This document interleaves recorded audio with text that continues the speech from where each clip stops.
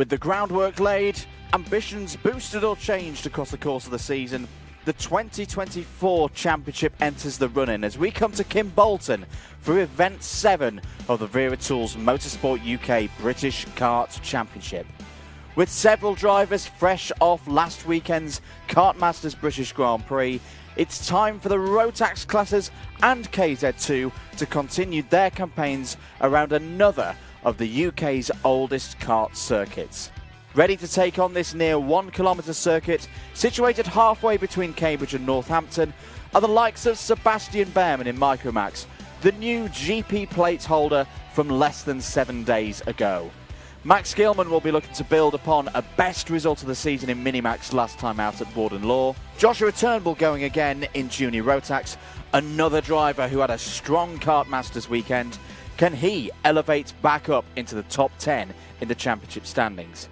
Archie Walker was impressive through the heats and the pre-final at Warden Law. Can he go one race further in Senior Rotax this weekend? And of course KZ2, their season in full flow now, with Lee Ward, based not too far from Kim, looking to continue to fly the flag for the privateers.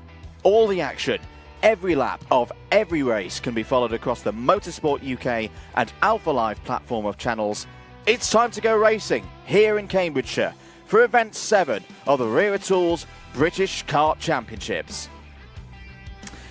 And a very warm welcome this afternoon to Kimbolton for the heats here for the penultimate round of the season for the Rotax classes for the KZ2 category there, continuing through the mid part of their season. My name is Andrew Mather. Great to be back with you once again for the Wera Tools British Kart Championships. Nicole Sutherland alongside me this weekend. Henry Baudet sends his apologies.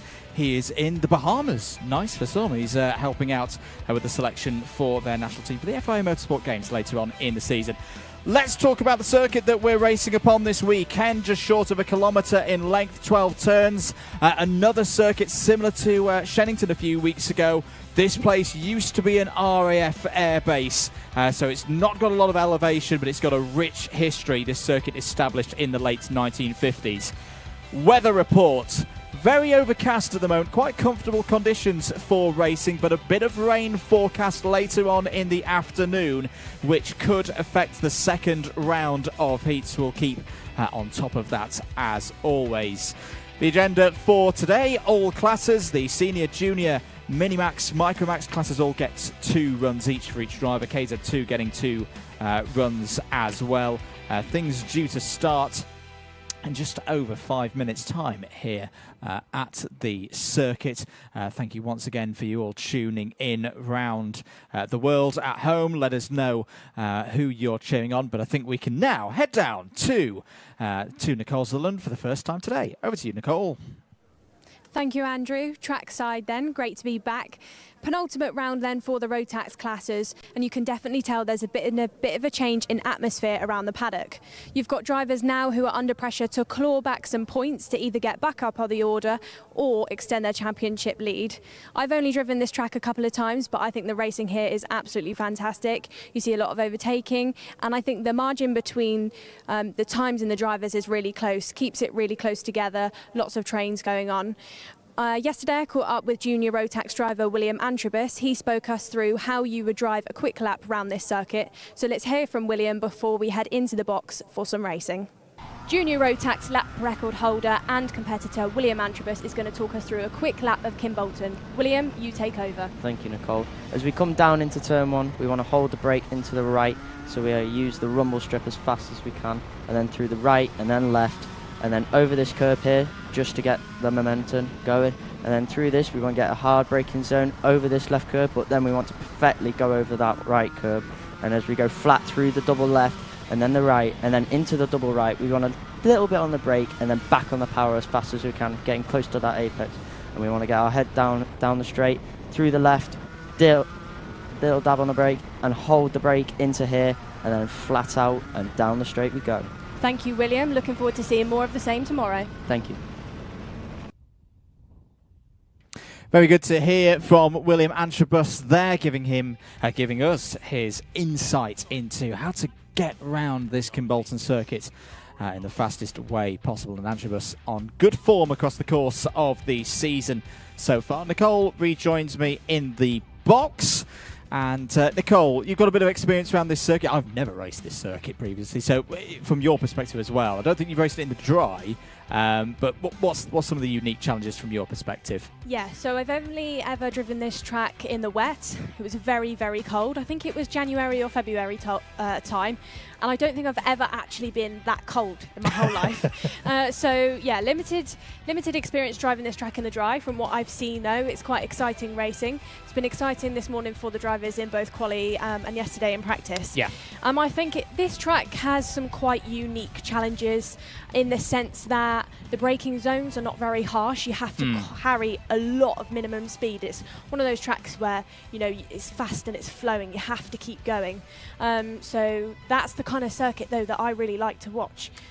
Similar circuits that we've ran in this championship before, kind of like Clay Pigeon's a bit similar. You don't really have those harsh braking zones. You carry that speed through. Absolutely. Well, all to come here at Kimbolton, and more in terms of Rotax racing later on in the year as well. Let's get some of the details for one of the big events coming up later on in the autumn.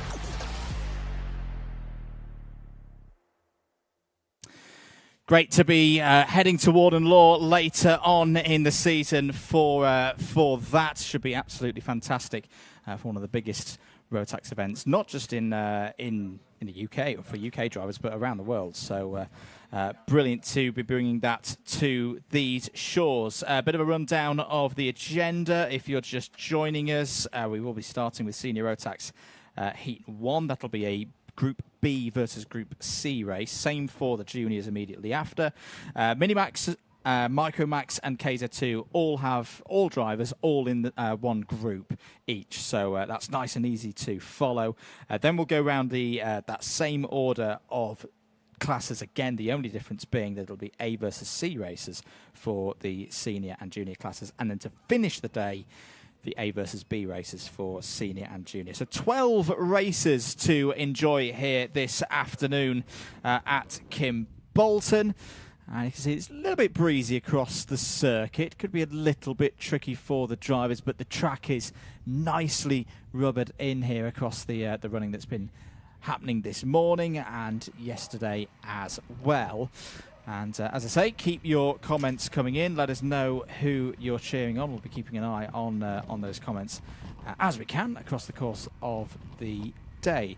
Nicole, let's talk championship, because we really, you mentioned it earlier, we really have had a bit of a change of the wind direction in terms of how the drivers might be preparing themselves. You know, they've gone through the first 3 rounds in these Rotax categories, the first 3 rounds as well for KZ2. What, from your experience, is a penultimate round like when you're heading into it? The pressure is definitely on, both for those drivers who are championship leaders and for those drivers within the kind of top 5, maybe just outside of the top 5, because this is the stage really where if you get this wrong this late in the year, you kind of know going into the last round, sometimes it's kind of over for you. Yeah. So I think, yeah, pressure is on. There's definitely a different atmosphere out there in the circuit. But then as well, there's some returning faces in some grids, maybe to help teammates, that kind of thing within the championship. So I think it's going to be quite an interesting weekend, to say the least. Absolutely. Hello to Lyle Hannam, here to cheer on Harry Hannam in the next race in seniors. Good to have Harry with us for the first time this season, if I'm not mistaken. Dave Frank as well. Hello to Royal Princess Motorsports, who's just rooting for some good, hard racing. That's fantastic to see. And Nana Babs as well for Albi Lapper in juniors as well. There's a quick look into the pre-grid area for this first heat of the weekend for our seniors. And as ever, it's what we love about these TQs. It always shakes things up a little bit. This one no different, Nicole. Yeah, I think you've got some drivers maybe a little bit out of position. We can see within this race, he's not appeared on our screens yet, but Gustav Uzakovs is starting last on the grid. A driver you would not expect that from. So I think you're going to have people fighting up. Teddy Pritchard-Williams there was on your screen as well. I know he wasn't happy after TQ. So again, drivers out of position. You're going to see some great racing and people really fighting their way up through the pack. Absolutely. There is Gustav Uzakovs in kart number 89 for Hunter Motorsport, with it all to do from the back of the grid. It'll be Guy Cunnington and Ewan Charman on the front row for this one. Let's get ready for it. First race of the weekend for Event 7 of the Wera Tools British Kart Championships. Racing at Kimbolton is up next.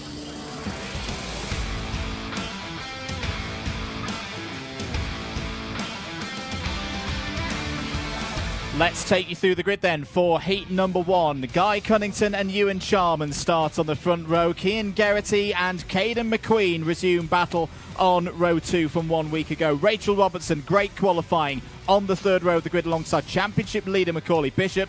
Joshua Graham, winner at Lark Hall, starts on row 4 alongside Angus Scrivener. Returning driver Mark Kimber starts alongside Deacon Russell. Jack Collins and Neo Clark run row number 6. Harry Hannum for the first time is on row number 7 alongside DHR's Ethan Martin.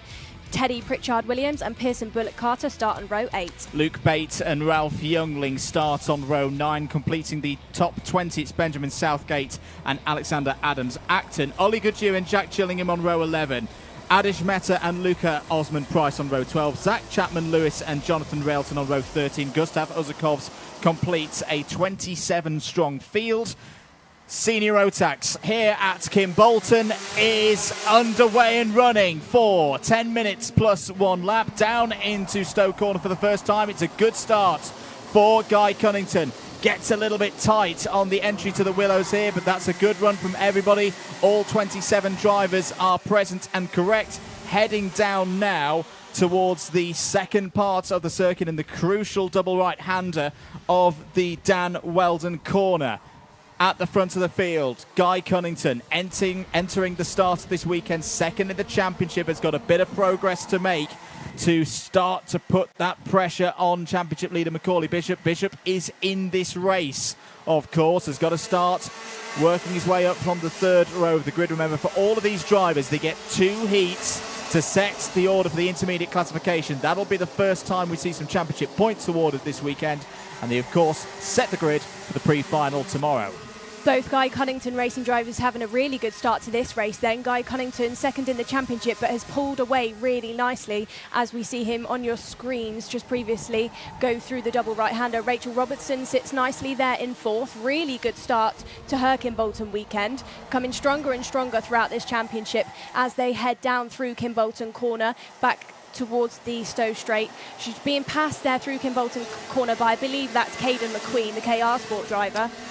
Yeah, Caden McQueen, who had a very eventful Kart Masters Grand Prix final less than a week ago. Macaulay Bishop on the move there down the inside of the number 78 of Joshua Graham. Joshua Graham looking to get the same kind of form that we saw from the KR Sport driver when we visited Scotland earlier on in the season. There's the number 53 of Mark Kimber. Very interesting to see that Mark Kimber is back in the Wera Tools British Kart Championships. A lot of talk over what his role is in the Strawberry Racing team this weekend. Of course, they've got some good hopes for the likes of Teddy Pritchard-Williams, Callum Bradshaw as well. Teddy Pritchard-Williams, another driver there moving up through the order, as mentioned, is now into 12th place. Biggest mover in this race so far from the back of the field. Nicole, is Gustav Uzakovs up 6 positions to the P21. Yeah, like we said previously, not where we would have expected to see him, but he has clawed back really quickly then. Somebody I'd like to maybe talk about quickly is Ewan Charman, who's sitting in 3rd. Ewan, previously in this championship, we've seen him on a Birrell. This weekend, he's entered with the Hunter Motorsport team. What do you think of that, Andrew?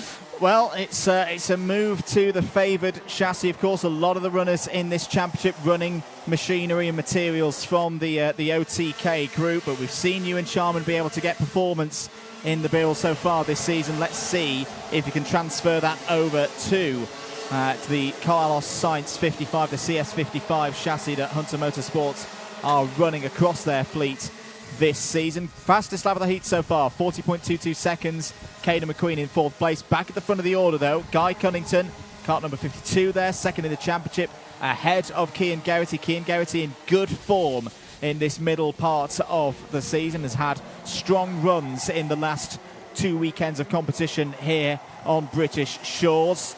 Not a very busy time of things in Europe as well, but this weekend it's all about trying to get more points on the board in this penultimate round of the season in senior Rotax. 6.5 minutes to go. Mechanical failure for the number 25, Ralph Youngling. That's not the start to the weekend that Ralph would have wanted. He is out of this race. Caden McQueen there just has got the move done on Cian Geraghty as Cian maybe tries to have a look. Wonder if they'll work together here to try and catch up to Guy Cunnington or carry on battling.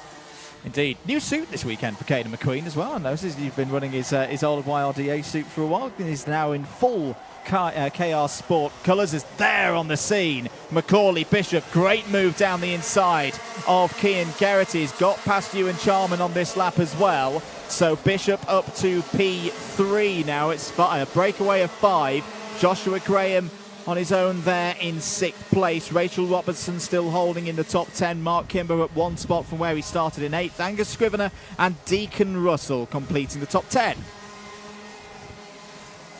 So 5.5 minutes of this one to go. And even though this is the first heat, all the regular players are at the front of this one. You really start to feel, I think, at this stage of the season, Nicole, that those who have got the confidence from the first 3 rounds of the season, they're in that rhythm now. They know how these weekends play out. They're starting to deliver for their individual championship efforts and for the team's championship as well. Pearson Bullock Carter has had a warning. It's down the inside goes Bishop. Great move there into Derek's corner. That's him up to 2nd place. Yeah, Macaulay Bishop then. He will be trying to have a look at Guy Cunnington very shortly to take the race lead as they head into the 90 left. Nice and late on the brakes, these drivers through that corner, because it's really important that they don't unsettle the kart. The track drops away slightly under the braking over there, so you watch them, really being strong on the wheel. Well, this is good news for Macaulay Bishop. Started this race on the outside of row number 3. Once again, has clearly got a lot of pace in the Dan Holland Racing O-plated machine. As down the inside it goes, takes the race lead. Bishop leads for the first time this weekend ahead of his closest rival in the championship heading into this penultimate round of the year. Caden McQueen is still there in 3rd. There's been a change for 4th place as well. Looks like Ewan Charman, new driver in the Hunter Motorsport awning this weekend, has got ahead of Cian Geraghty. Macaulay Bishop then going in very defensive to Stowe. Caden McQueen having a look into the willows on Guy Cunnington and has got the move done. So good move there by Caden McQueen. Battle still raging on behind between Sharman and Joshua Graham. In fact, Cian Geraghty is crossing the gap now and is pulling himself back into this race.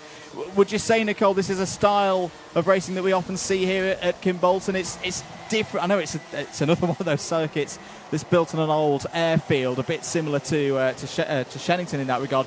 But that backstretch, that sequence of corners, it's again more akin to like where we were last time with Warden Law, and you do see the concertina effect a bit more dramatically than we saw last time out. Yeah, I think as well, one small mistake compromises your whole run through that sector, because every corner really leads closely into the next. It's all about momentum around there.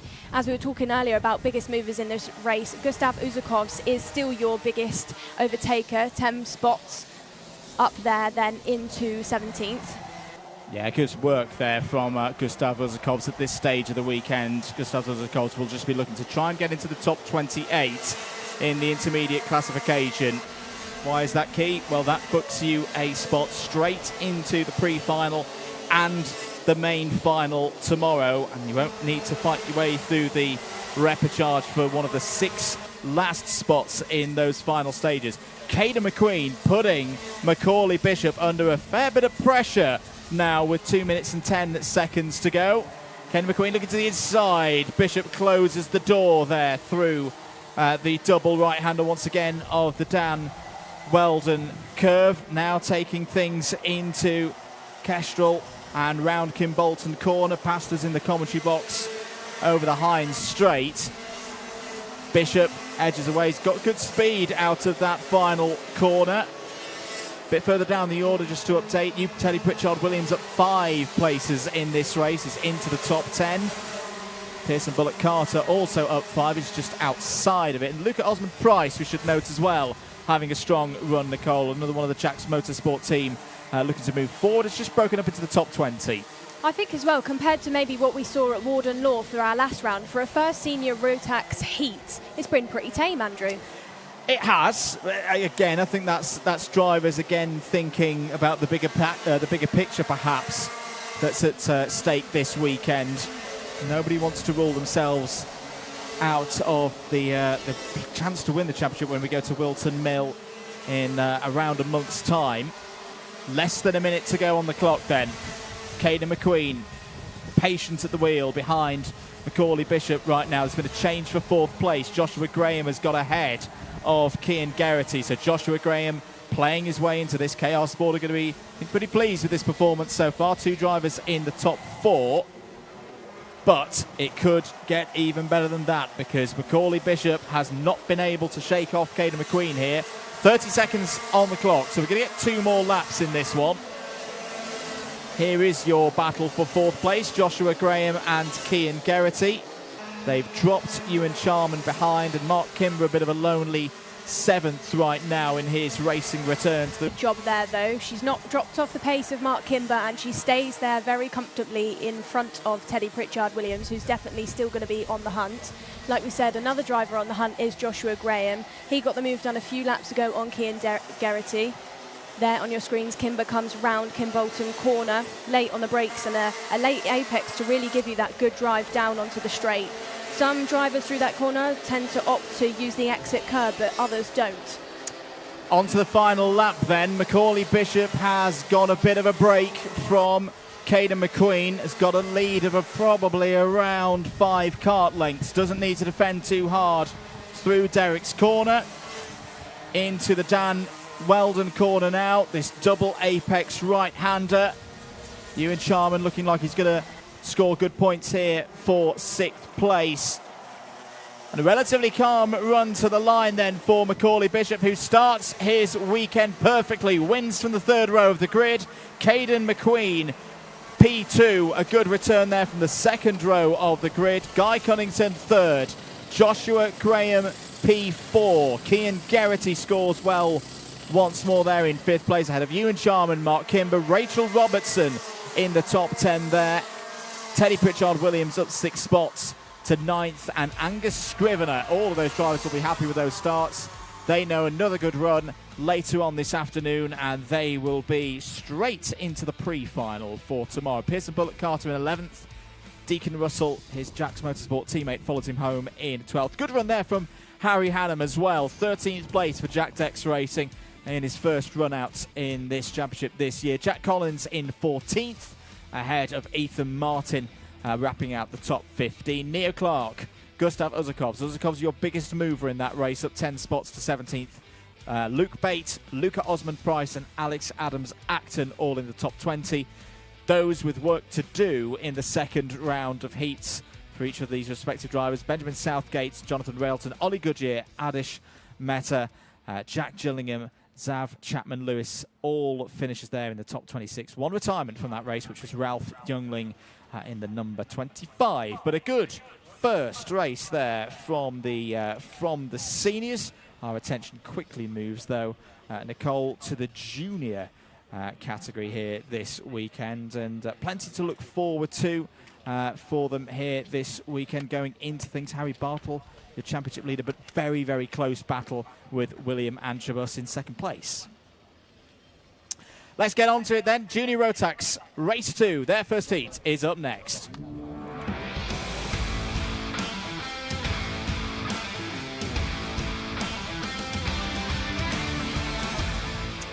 Let's take you through the grid then for the first heats for Junior Rotax this weekend. Harry Bartle and Jack West on the front row of the grid. Lizzie Mentier and Lewis Golf, great qualifying from them on row number 3. Joshua Turnbull and Scott Marsh on the third row of the grid, ahead of Thomas Min-Spearing and Cameron Nelson. Row number 5 is Thomas Bierman and Henry Cameron. 6 is Ariman Banzal and Albie Lapper. Row number 7, we have Emily Cotti and William Antrobus, who showed us a quick lap earlier on. Maybe not so great of a qualifying for him earlier on.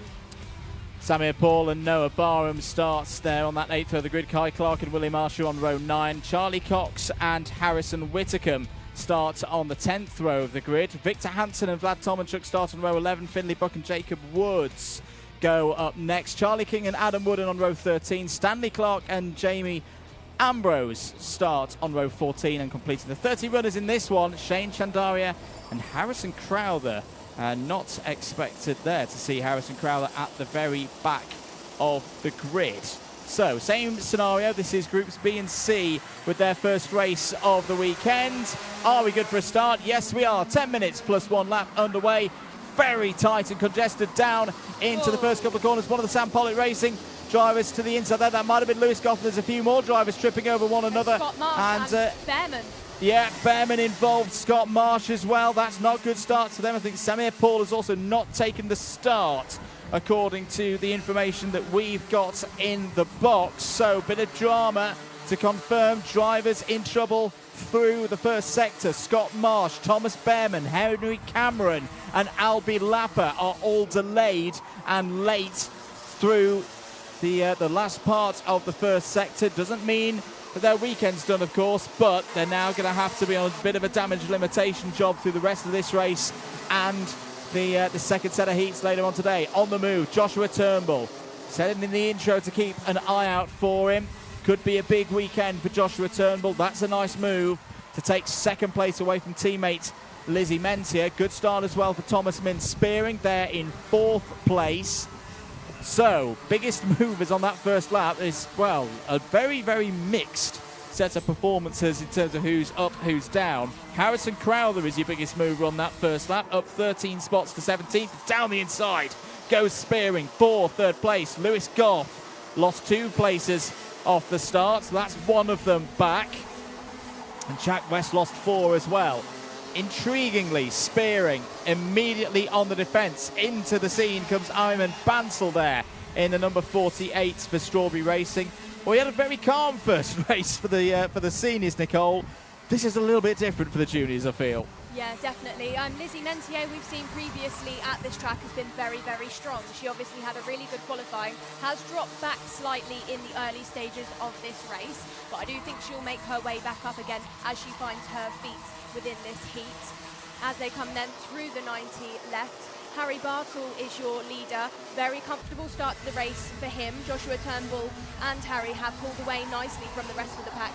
Emily Cotti also out there having a good start to this race. Holds off William Antrobus quite nicely. Of course, William is a lap record holder, but Emily giving him a run for his money. As we can see on your screens there, the junior Rotax number 41, Cameron Nelson, has pulled into the pit lane. Yeah, real shame for Cameron Nelson to be out of this one. That's 2 drivers no longer circulating side by side through there. I think that was William Archer on the move. Yes, it was. William Archer down the inside gets past Emily Cotti for a spot that I think brings Archer now, yes, into the top 10. Kai Clark is under investigation. That's a notification that we've just had in the box from Race Control. So we'll keep looking at that to see if there's any further news from that one. But Kai has had something occur that's attracted the attention of the race officials. Less than 7 minutes remaining in this one. Here we're having a look at the number 17 of Harrison Crowther coming through the order. 16 positions gained for Harrison Crowther so far in this race. William Antrobus, big weekend for William Antrobus. Disappointment last time out to not be able to take the full haul of championship points at Warden Law, but we know that Antrobus is in the mood for scoring big points here this weekend. That's another move from Harrison Crowther. He's on an absolute tear through the field, is Crowther. That's 18 positions now. Brilliant performance of the Coles Racing pilot. I think after that qualifying, Harrison is definitely on a mission. So, 6 minutes to go. Bit overcast here at the circuit. There is a little bit of a threat of rain. That's more for later on in the day, but right now everyone's setting green sector times. Pace is looking good, particularly for William Antrobus, who's just gone purple through sector number 2. There's Harrison Whitacombe on your screens for Argenti in the dark red helmet there. Difficult qualifying for Harrison Whitacombe. He's got to fight back there. He's gained 6 places so far in this race. Driver who heads into this weekend 3rd in the championship. Winner of the previous round at Warden Law, but still yet to, due to the circumstances of Harrison's season of races so far, he has 2 round wins, but is actually yet to have one or take victory and know that he's got it on the road. He wants to put that right this weekend. We've got one of the Strawberries you can see out of our commentary box window who's come to a stop. Trying to work out who that may be. We'll update you on that in due course. Jack West, new fastest lap of the race, Nicole. I've also seen out of the box that Finley Buck has been awarded a 5-second time penalty. Has indeed. So that'll be 5 seconds added to the race time of Finley Buck. It's Jamie Ambrose who's switched to Strawberry Racing for this latter part of the season, who is out of this race. Problems there in the number 45. Will fall down to 28th place. And this is the thing with Junior Rotax. It is a very busy run of drivers. 45 drivers in total racing this weekend across the category. 30 of them, so 2/3 of them out on circuit right now. Getting into that top 28 is going to be pretty difficult this weekend, particularly if you have an unfortunate first race. 4 minutes of this one to go. There is Lewis Goff, 3rd on the road at the moment. Has got the attention of Jack West. Very impressed with Jack West this season, and he's shown once again in this race, Nicole. Had a bit of a difficult start, but he's got back up to speed and is looking good there in 4th place. Yeah, definitely. Harrison Crowther then, Andrew, still on the move. He's up 19 positions within this race. Yeah, really good stuff from the Coles Racing. I think, yes, the top Coles Racing pilot in this race. Charlie Cox also out there. Has gained 4 places. Shane Chandari also on the move, we should note. Another driver in double figures of positions gained so far in this race, into the top 20 now. Back with the battle between Goff and West. Feel at the moment that these two are trying to work together. They've got about a half second to find to reel back in Joshua Turnbull there in 2nd place. You see Turnbull having a little check over his left-hand shoulder there, just to see how much of a battle buffer he's got. It's looking good right now, but he's got to keep himself focused for the remaining 3 minutes of this race. We haven't talked about our race leader much, Nicole, but again, Harry Bartle looking very strong. He's had that bad round well, by his standards, bad round at Lark Hall, the 2nd round of the season, but apart from that, very rarely outside of the top 3 at PF International and Warden Law. This is a big weekend, I feel, for Harry Bartle. He can really assert himself in this championship, take some of the pressure off potentially for the last round once we go to Wilton Mill with those, some good scores this weekend. Yeah, I think with Harry's performances in this championship already, he's probably already asserted himself, but it's just probably going to be nice for him to know, after a little bit of bad luck at Lark Hall, a couple of maybe off weekends, that, he is still that one to try and beat. Absolutely. 2 minutes and 10 seconds to go in this one. Change for 7th place. Kai Clark through as another driver who's gained double figures in this race. That's 10 positions for the KR Sport. Number 77 has got past Lizzie Menzies, number 50 for DHR. Jacob Woods showing on our screen as under investigation. That's the latest bit of news from the race officials. Joshua Turnbull has really been reeled back in by Lewis Goff there, as we see them come down the Stowe Straight. Yeah, I think he's going to be under a little bit of pressure very, very shortly, Andrew. Yeah, he is. It's a busy, busy couple of minutes remaining for Joshua Turnbull. It's a short lap here at Kimbolton. Less than a kilometre. Well, Lewis Goff down the inside doesn't need much of that kilometre to get through. Nicely done there. Sam Pollitt Racing continuing to have a really, really good season in the Rotax categories. Lewis Goff up to second place. I think he's going to have a bit too much to do to catch up to the race leader. They've only got a minute remaining on the clock.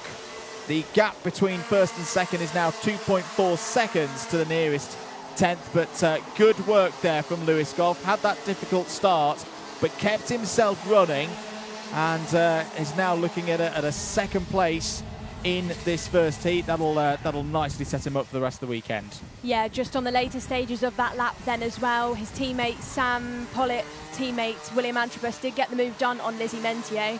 So Kai Clark, William Archer as well then, both up 10 places. Harrison Crowther still your biggest mover. Finley Buck up 11. Finn, that's a strong performance for him so far in this race. Good to see him putting in some hard work there. It is, and it needs to be, because remember, he's got that 5-second penalty, so at the moment he would drop back down to 20th place. So Finley Buck effectively in a bit of a time trial for the remaining 2 laps of this race. And the useful thing is he's behind Harrison Crowther. Crowther, though, is caught up to Antrobus. It's that classic thing, isn't it? As you have it's an amazing first half of the race, tearing through the order, but the higher up the order they go, the more difficult the overtakes get, and there's not many more difficult overtakes in this junior Rotax category, Nicole, than trying to get past William Antrobus this season. No, definitely knows where to put that cart and how to race. You know, he will give you a run for your money, and it doesn't really matter who he's racing, I don't think. Well, saying that, Crowther has got through and passed Antrobus for 10th place. What a drive this is from Harrison Crowther. Harrison Whitcomb in there as well. So these are all drivers who would fancy themselves at getting one of the top 10 plates at the end of the season. Right now, though, they're fighting over 10th place in this heat. Howie Bartle is through the first sector and into the second sector here on the final lap of the race. There is your race leader, clear by 2.1 seconds. Lewis Goff still circulating second ahead of Joshua Turnbull and Jack West. And I think they'll hold that one to the end. Bartle wins. Brilliant run there from Howie Bartle from pole position. Maximum points from the first round of heats. Second place to Lewis Goff. Third to Joshua Turnbull. Jack West fourth. Good return there from the first row of the grid. Thomas been spearing in fifth. Ariman Bansal, underrated drive there from Bansal. A gain of 5 places. The driver flying the flag for India and into the top 6. Good work there for Strawberry Racing. Kai Clark up 10 positions. The first of those in double figures of positions gained. 10 of them for Clark. 10 of them for William Archer as well, with 8th place. Lizzie Mentier, 9th, biggest mover in that race.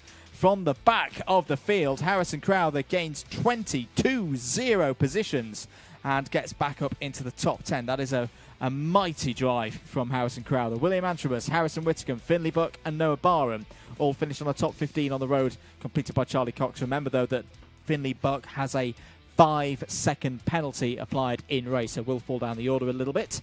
Vlad Tomanchuk, Charlie King, Emily Cottage, Shane Chandaria and Jacob Woods all in the top 20 on the road. Victor Hansen, Henry Cameron, Thomas Behrman, Adam Wooden and Stanley Clark take us down to 25th, but some big names in the lower third of that order. Albie Lapper, P26, Scott Marsh, P27, the last of the finishers, 3 retirements in that race. Jamie Ambrose, Cameron Nelson and Samir Paul.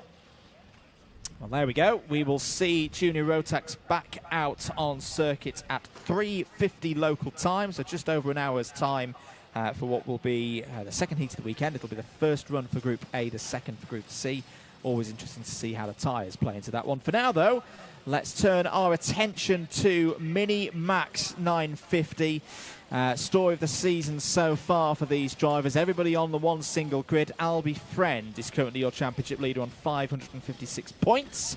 Finley Lines, P2, 537. Joshua Griffin completes the top 3 at the moment on 509. Wins so far this season in finals. Friend took the round victory at PF International to start the season and last time out at Warden Law, with a win for Emerson Makanju UN at Lock Hall. Emerson has a terrible look in the final at Warden Law. Be looking to strike back in this one. Let's get ready for it. Minimax 950, their first heat is up next.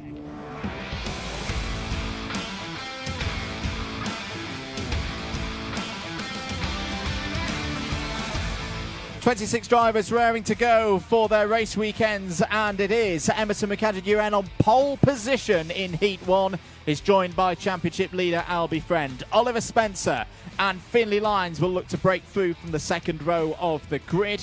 Immediately behind on row 3 is Lyons' teammates Luca Holmes-Ballack, and is joined by Max Gilman on that third row of the grid. Joshua Griffin and Harry Taylor form up row number 4. Row number 5, we have Jensen Chalk and Edward Haynes. 6 will be Riley Murrow and Josh Cormack, and 7 will be Max Wheatley and Louis Radcliffe. Tom Reed and Leo Livings go from row number 8. Theo Bradshaw and Benjamin Lawn will look to move up from the 9th row of the grid, completing the top 20. It's Alfie Ward and Devin Taylor. Alex Goodson and Fraser Anderson start on row 11. Archie Rogers Tyler and Jacob Jack on row 12. The 13th and final row for this one will be Sebastian Clark and Annika Hurd. Annika did have a bit of an incident earlier in the practice session, so we'll remain to see whether Annika has been signed off by the medical crew to be back into this race in due course. So, 10 minutes plus 1 lap upon us once again. Minimax 950, very talented group of drivers here.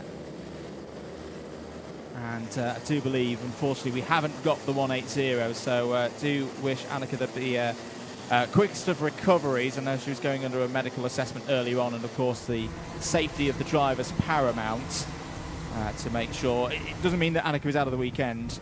Could, if there's a sign-off later on in the weekend from the medical crew, we'll hopefully see the Australian driver back out on circuit. But only 25 drivers. Have we already had a bit of drama on the... Yes, we have. Finlay Lyons. Finlay Lyons is in a bit of bother here. It's had some kind of mechanical hiccup on the formation lap. Now, this is not the first time we have seen this for Finlay Lyons in 2024.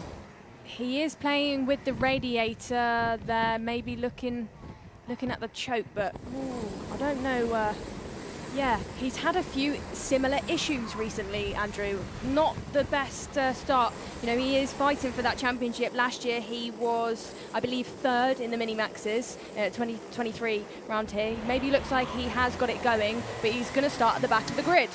And away we go then, 10 minutes plus 1 lap. There's already been drama before we've even got racing in Minimax 950. Down into the first couple of corners. Fred trying to go around the outside of Makanju UN. He stopped. And has got through it. There's more trouble for Finlay Lyons at the back of the field.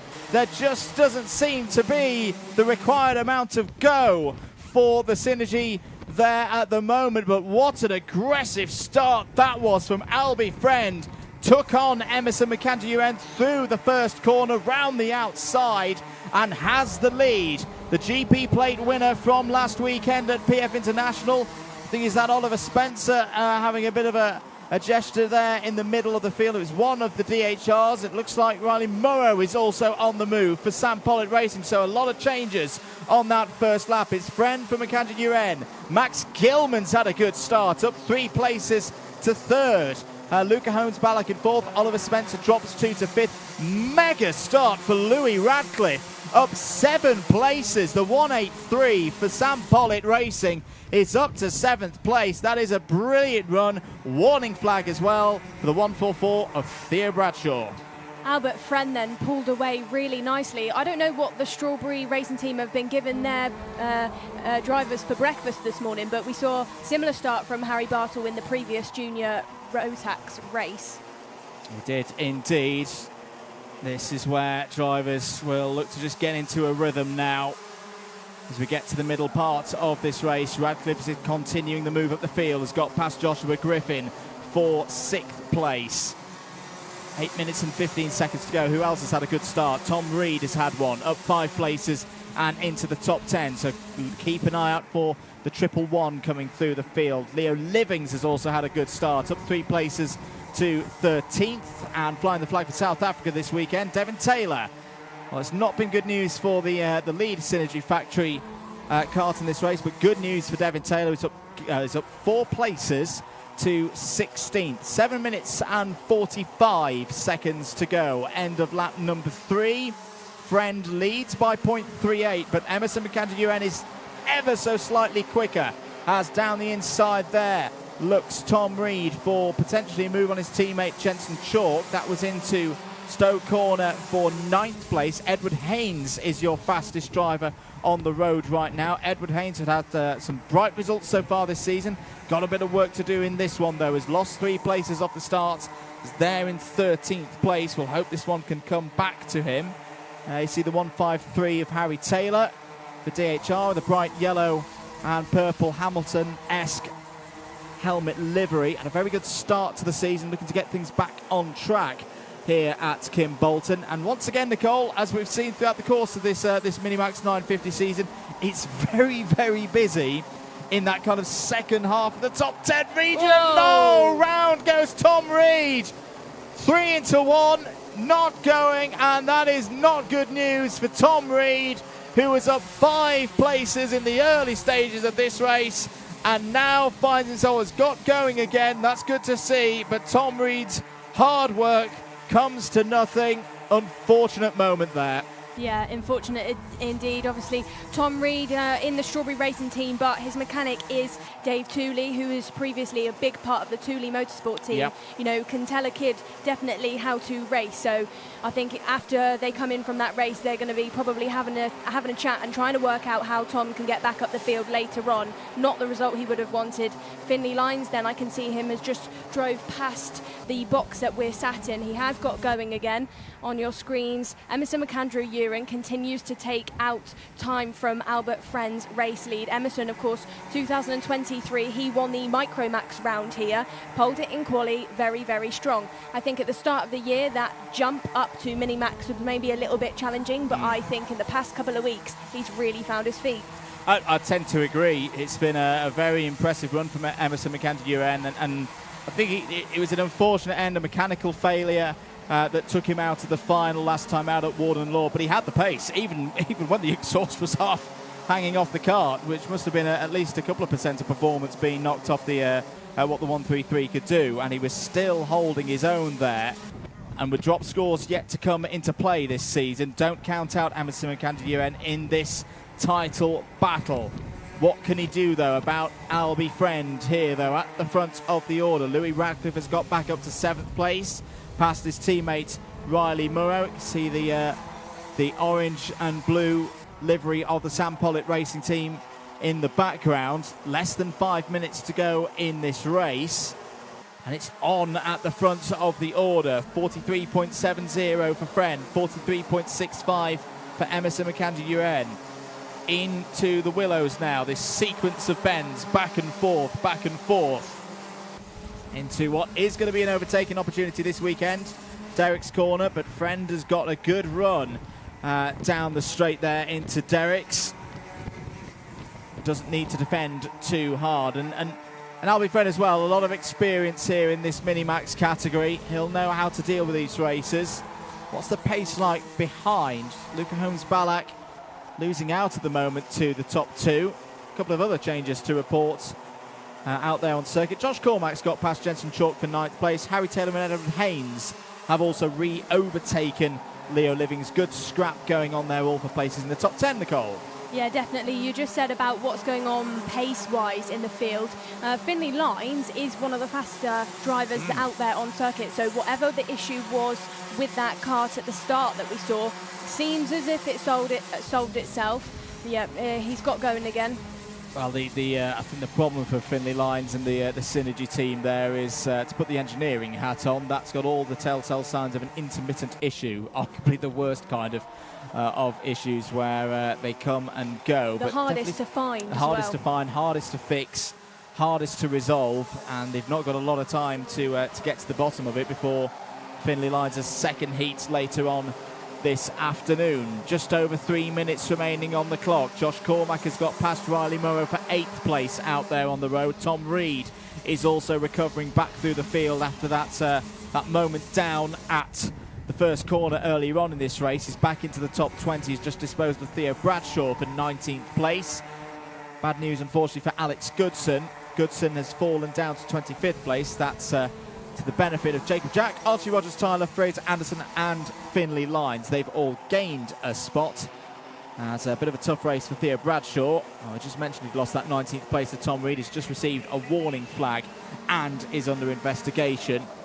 Bit of a rough ride out there for another one of the Synergy factory team. 2.5 minutes to go. No changes at the front or in the battle for third place. Oliver Spencer with KR Sport is looking down the inside of Luca Holmes-Ballack. That's beautifully done. Brilliant stuff from Oliver Spencer.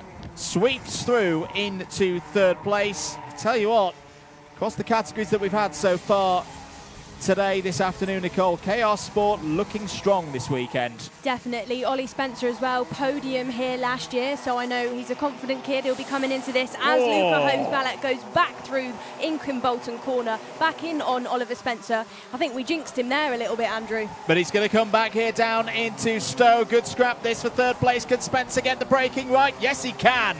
Brilliant stuff from Ollie Spencer. Off the main racing line, you could see the rear axle squirming around there. Did very well to keep that one under control. And look, here comes Max Gilman trying to go around the outside of Luca Holmes-Ballack. Joshua Griffin now on the scene as well in the number 5.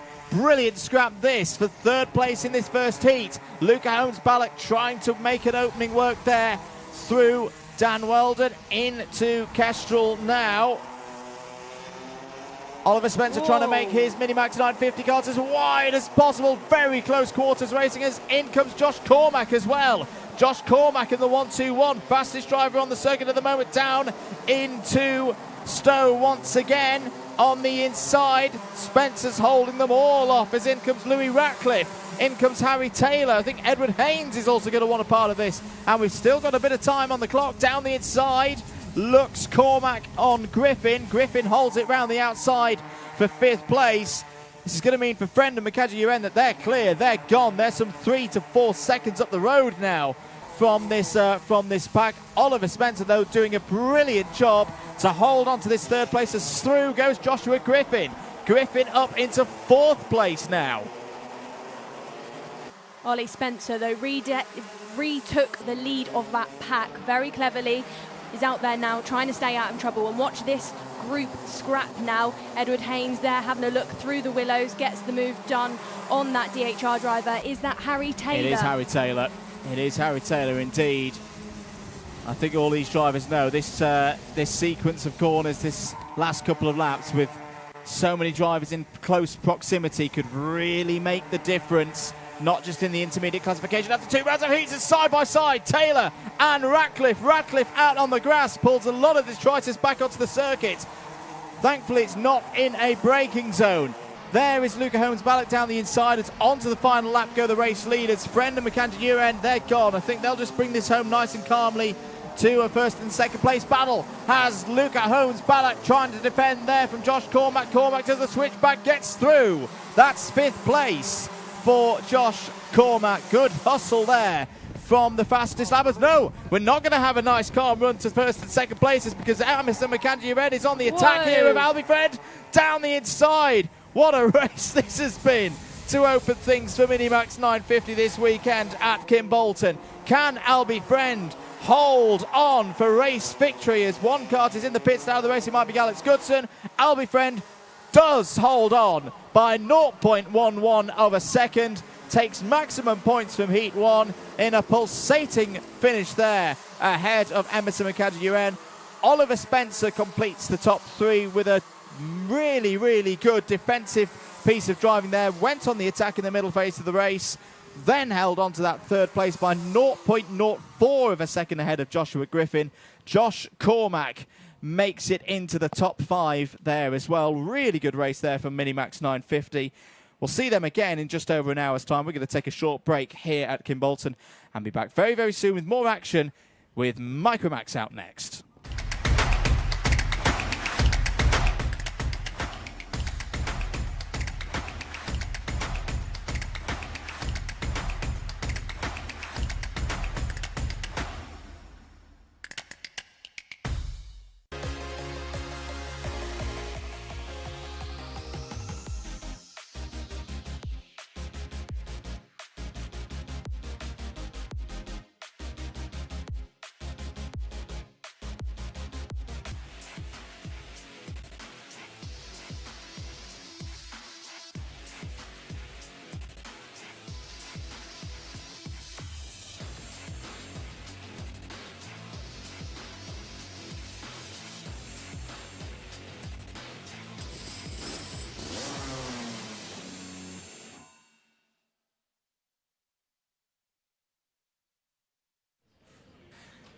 Welcome back to Kimbolton. First day of racing action for Event 7 of the Wera Tools British Kart Championships. Andrew Mather and Nicole Sutherland on commentary duties for you here this afternoon. Next race out on circuit, race 4, heat 1 for Micromax.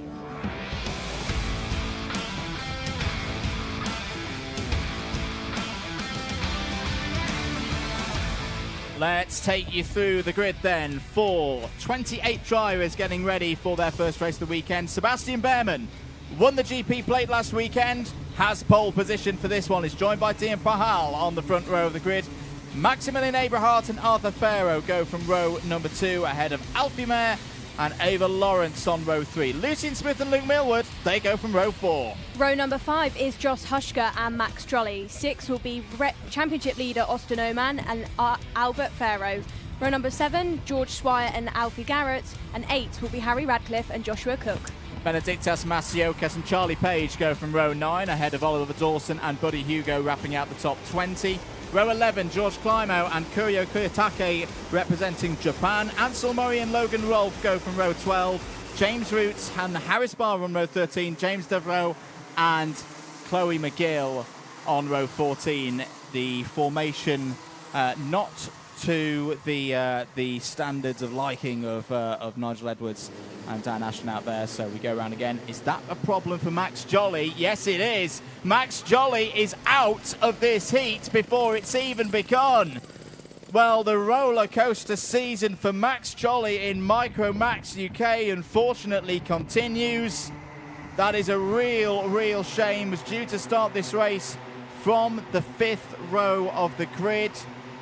That is a real shame for Max Jolly, a driver we were looking forward to see have a good one here from inside the top 10. But the consolation, at least, all of these drivers do go through to their pre-finals. No repecharge in this one, so it's not all over for Max Jolly. Into the tram lines then. Eyes on those lights. They're out. We're racing for the first time this weekend in Micromax UK. Good start for Sebastian Behrmann. Dean Pahal on the outside is going to be challenged by Maximilian Eberhardt. Here comes Alfie Mayer as well. The first of the zips there, the privateer in the number 15. Through the willows for the first time. All looking pretty calm so far, and Sebastian Behrmann already trying to break away. The thing is, though, the nature of Micromax UK. As one of the strawberries looked to be having a bit of a moment there in the middle of the pack. That may have been Kuryo Kuyotake or Harris Barber. It's, I think Logan Rolfe was involved in that one as well. Everybody's got going again and is through the first sector. As on the attack, Dean Pahal. Dean Pahal, who has provided arguably the most entertainment so far this season across all the classes in the Wera Tools British Kart Championships. A fighter there in kart number 23, immediately back up to second place. It was Harris Barber who was having that moment for Strawberry Racing in the number 12 on the entry to Derek's corner. Thankfully, though, Harris has got back into the race and is only a couple of seconds off the back of the main pack. Ava Lawrence then in there as well. She's Australian but lives in Dubai. She's come over to the UK for the British Kart Championship. She's sitting there in 7th, dropped down from 6th, but a really good qualifying from her. She said to me yesterday she wasn't expecting too much out of quali, but she's definitely put a good 3 laps in there, got through a good 3-lap average, and is having a good start to this weekend. Like we said about Dean Pahal as well previously, Dean did lose second to Alfie Mayer there. And as I say it, I was talking about a couple of laps ago, but he's just lost second there again into Stowe. Dean very entertaining both on and off the track. Very, very good overtaker indeed. Sebastian Behrmann continues to lead the race. I think we were talking about some other drivers earlier on, like Emerson McAndrew-Uren in the Mini, who's kind of found his feet, and I think Sebastian Behrmann is one of those similar drivers. GP plate holder now then, and won the last round at Warden Law. He's doing a really, really good job, in my opinion, Andrew. Absolutely, and great work as well between Jax Motorsport and the Project One team, the formation, the group that started early in 2024. They are doing a very good job at the moment with Sebastian Behrmann, who for me is one of my most improved drivers of 2024 across the scene in British karting. Arthur Farrow is your fastest driver out there, 47.42. They lose a couple of positions off the start. Oh, down the inside. Lovely stuff from Lucian Smith. Gets through and past Sebastian Behrman. So here we go then. 7 minutes remaining. And the battles at the front have well and truly begun. We have seen this a lot across the course of 2024. If you remember back to some of the fantastic racing we had, particularly at Lark Hall for the second meeting, the second round for Micromax UK.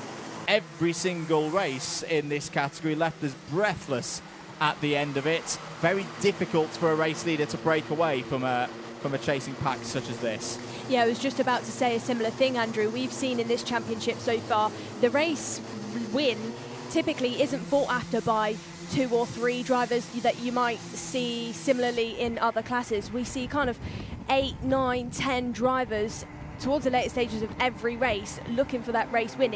It's always a pretty big train of karts in this Micromax class.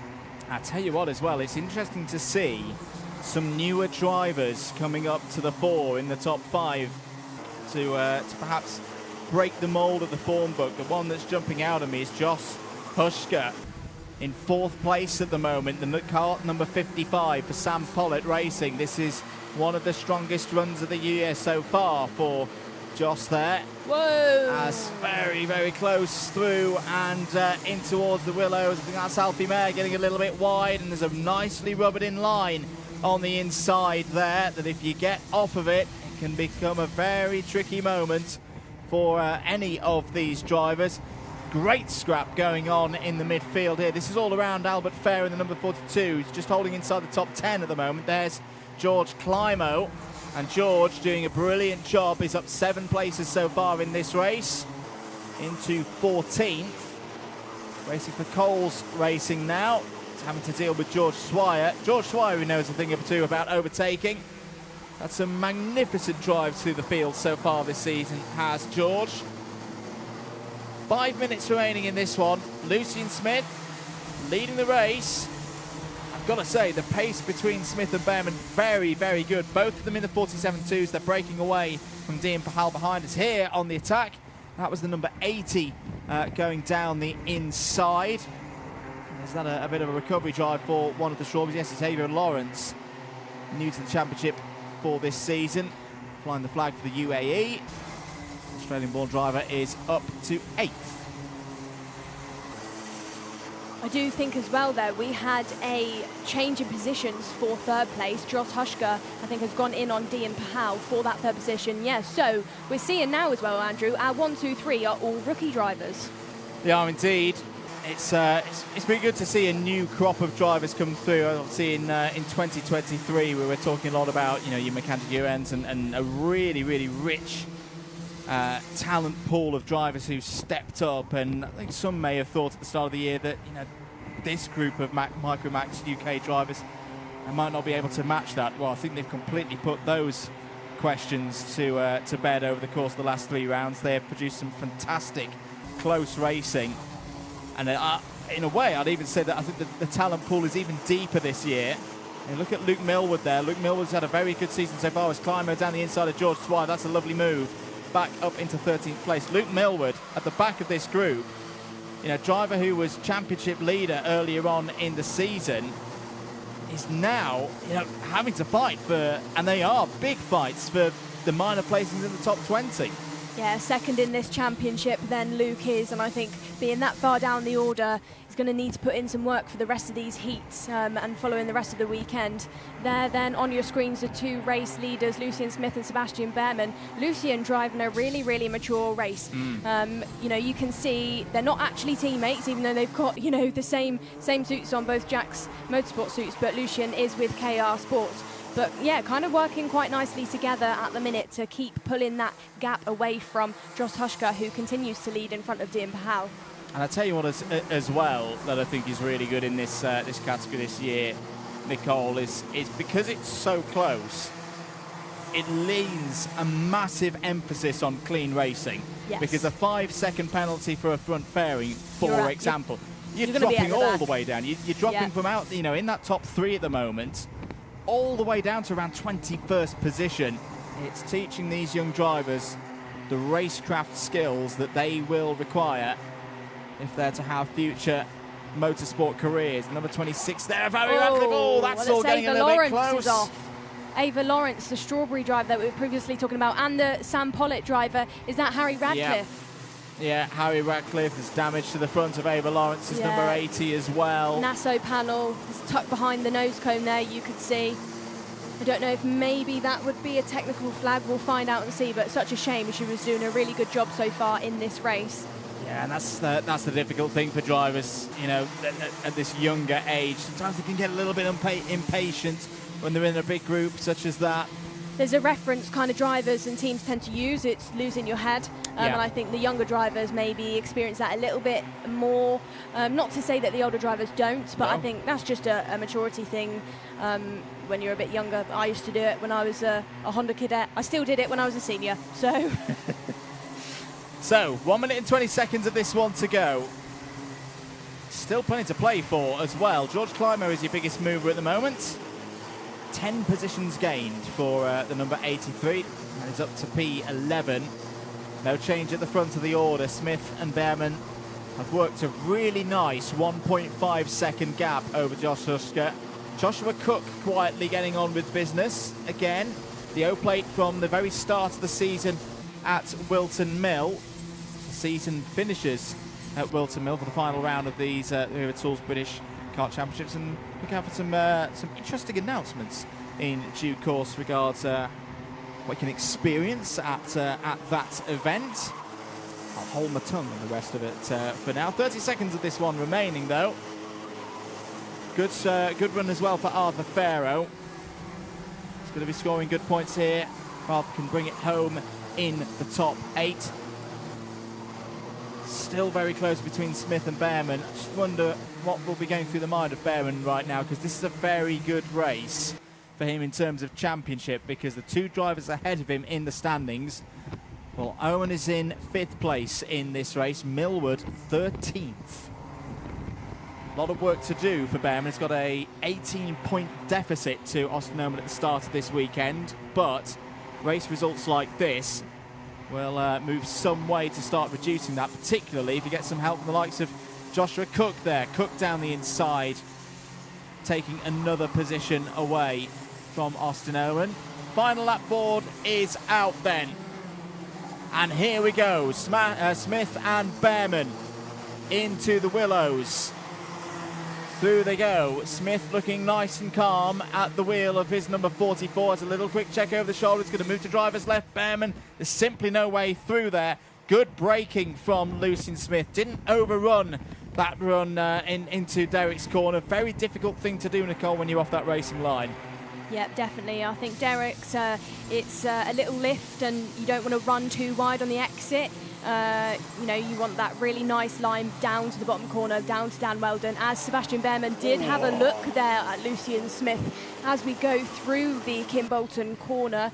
Down the straight they come, and over the finish line it will be Lucian Smith who takes that race win ahead of Sebastian Behrman. Really good run then for Lucian Smith, who takes the first heat of the weekend in Micromax UK. Sebastian Behrman continuing the good form from last time out at Warden Law and at PFI less than 1 week ago. Dean Pahal third, Josh Husker and Maxwell Abrahart complete the top 5. All the results can be reviewed at your leisure over on the Motorsport UK British Kart Championships website.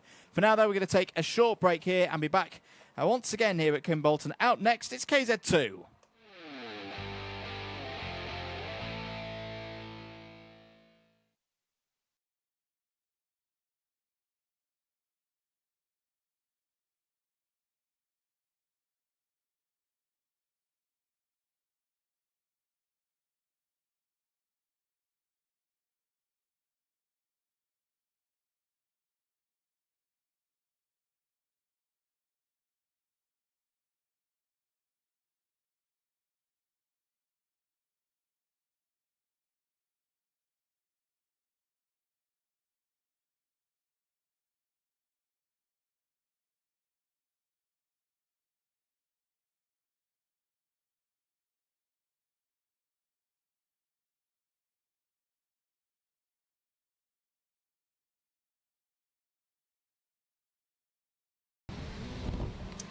So here we go then, out onto circuit for the first heat of their weekend. It's KZ2.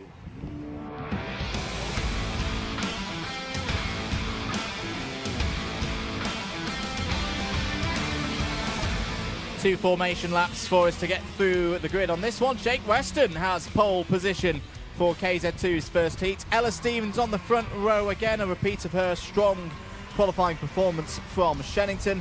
Charlie Turner and Josh Price, first and second in the championship, are on row number 2. Derek Morgan and Sam Ward on row 3.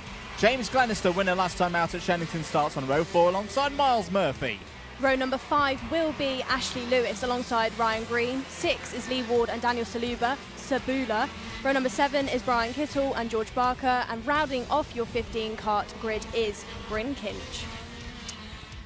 So, championship scenario at the moment.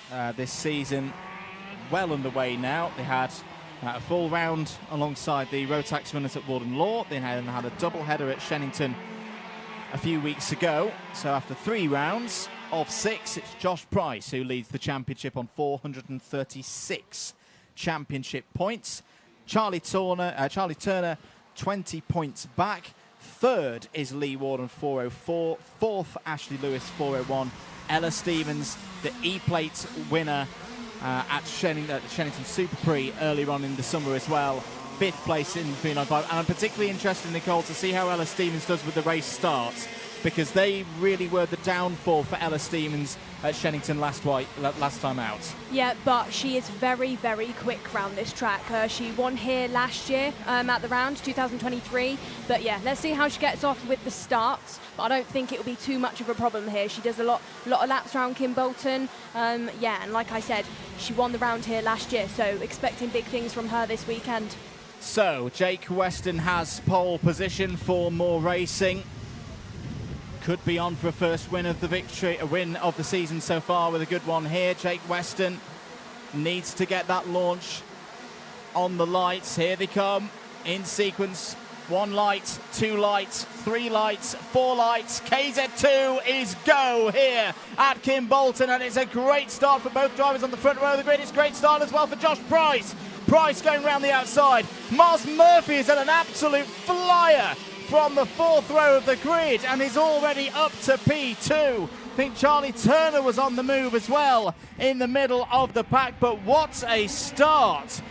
Jake Weston under pressure got it off the line, but how did Miles Murphy weave his way through from the 4th row of the grid? On the attack immediately is Josh Price down the inside of Ella Stevens. That's good for 3rd place. Here's Sam Ward. First time we've seen Sam Ward in racing action in the championship in 2024, is immediately up to 4th place. But as we come to expect with KZ2, a frenetic start as Charlie Turner is fending off Derek Morgan there for 5th place. Ella Stevens, the first lap again for Ella Stevens. It's not gone her way, is down to 7th place. Here is a battle between James Glenister and Ryan Green. I think it's gone wrong even more for Ella Stevens. She might be down to around 10th place. Ella then, she had a really good start. She actually got off, I think she was sitting in 2nd or 3rd, but coming through Kimbolton Corner, she just kind of got hung out to dry on that first lap. I think she's dropped back down again, Andrew, to see where she comes across the line. So, lost 8 positions. She's sitting there in 10th. We do see typically from her, she picks up the pace again, though, halfway through the race. We'll watch to see if she does that. But Jake Weston, sat there, still taking the lead. Miles Murphy up 6 positions. Like you said, how did Miles manage that on the first lap? And this is the old Miles Murphy. He's had a very up and down season so far in 2024, but there were some signs towards the end of the Shennington doubleheader weekend that the kind of form that we know that Miles Murphy is capable of might be returning, and he's closing in now. New fastest lap of the race, 35.93. It's a more racing 1, 2, 3, 4 at the moment in this one. Well, they've definitely got the setup right for these early stages of these races. Sam Ward now ahead of Charlie Turner. This is the fight for 4th place. Running out onto the back run now towards Derek's corner. Miles Murphy, can he find a way through? Can be a bit difficult sometimes to get a move done in these slightly bigger and faster machines, and he talked about the short braking zones here, Nicole, at Kimbolton. I'll tell you what, Josh Price is coming back as well. This is going to be a really good scrap between the three teammates early on in this weekend. 7 minutes and 15 seconds to go. Charlie Turner then on your screens. He did get the move done on that previous lap Sam Ward. Charlie was on the podium here last year, 2023. Good driver around Kimbolton and just in general. Going back then onto the race leader, Miles Murphy is there on your screens, coming out of Kimbolton, down the straight and into Stowe. Trying to have a look at your race leader to see if he can get it done. But yeah, I think previously we saw him maybe have a little bit of a look around the 90 left. Just got it slightly wrong, dropped back ever so slightly, but he'll definitely be having to put some work in to catch up to Jake Weston there. And the eagle-eyed amongst you will note that we are having a slightly different circuit layout for the KZ2s. They do not take a 90-degree left and then into a right for Derek's corner. They go straight on to the Dan Weldon corner at blistering speed. Jake Weston getting into a nice rhythm though.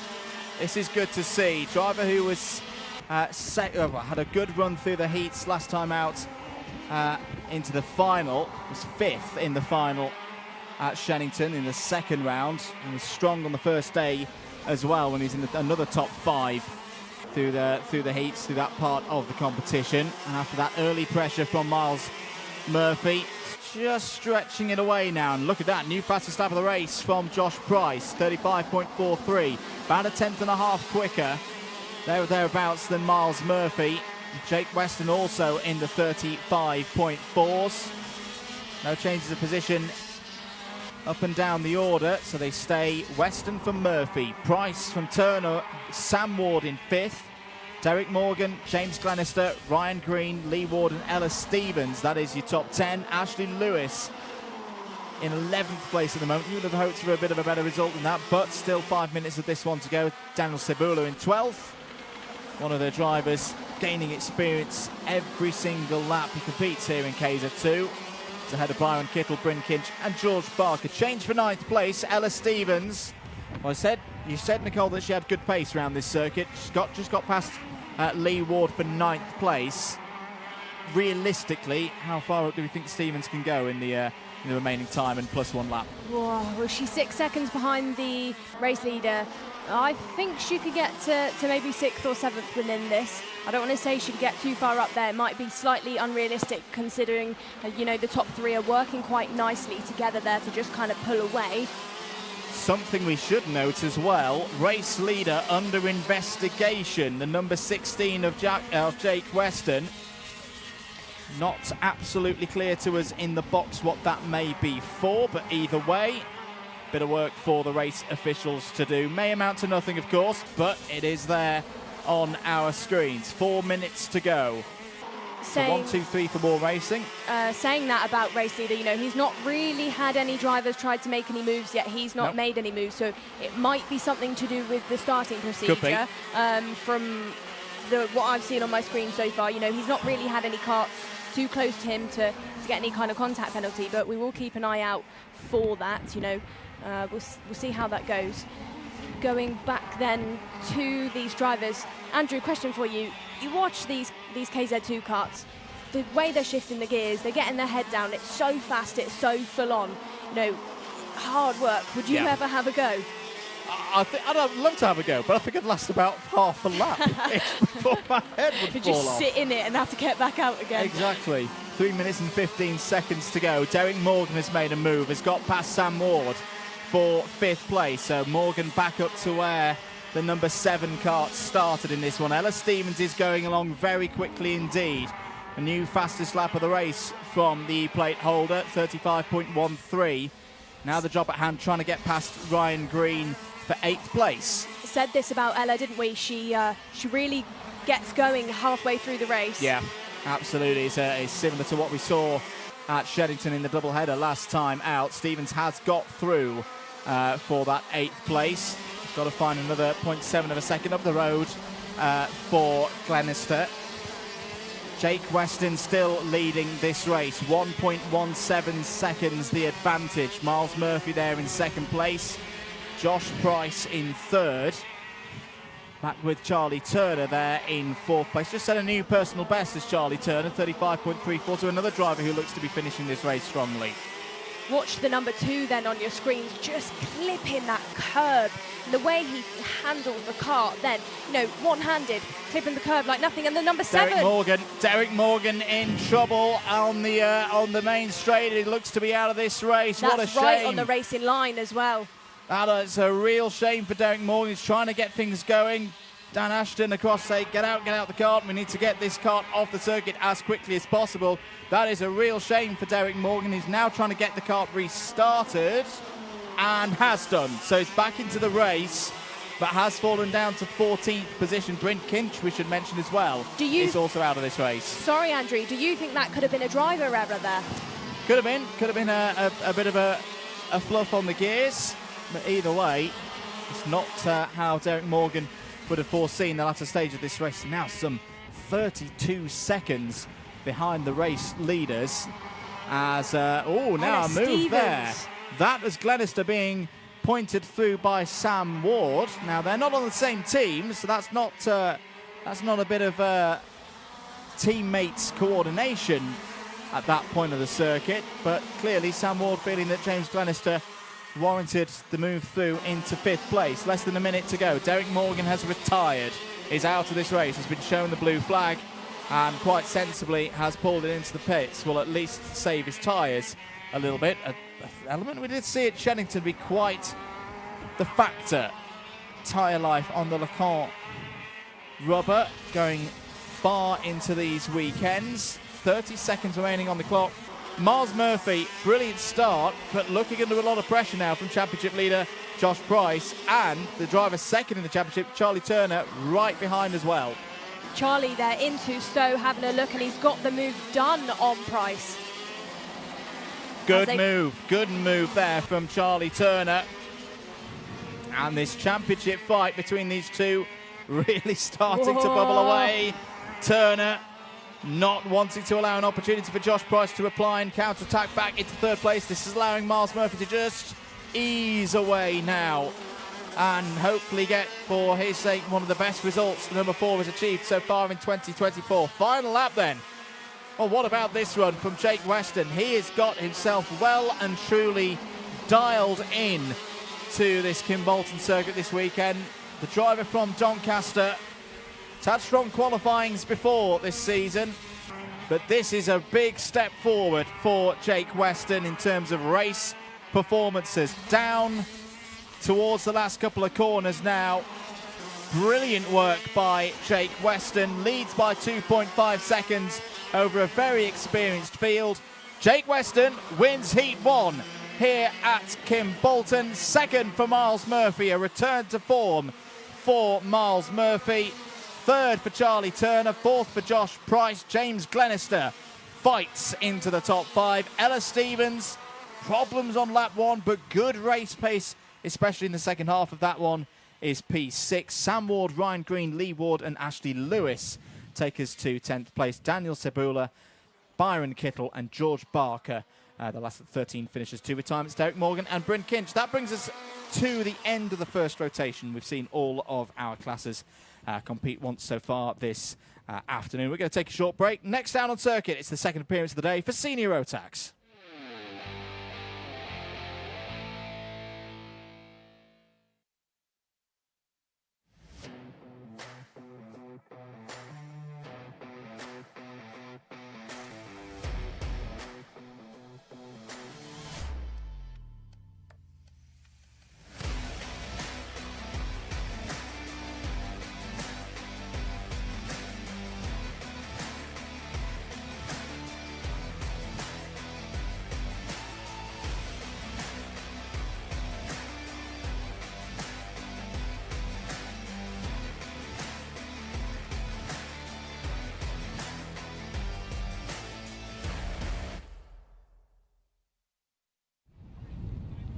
Welcome back to Kimbolton in Cambridgeshire for Event 7 of the Rear Tools British Kart Championships, the penultimate round of the season for the Rotax categories. We move back to the Rotax categories now after that first heat for KZ2.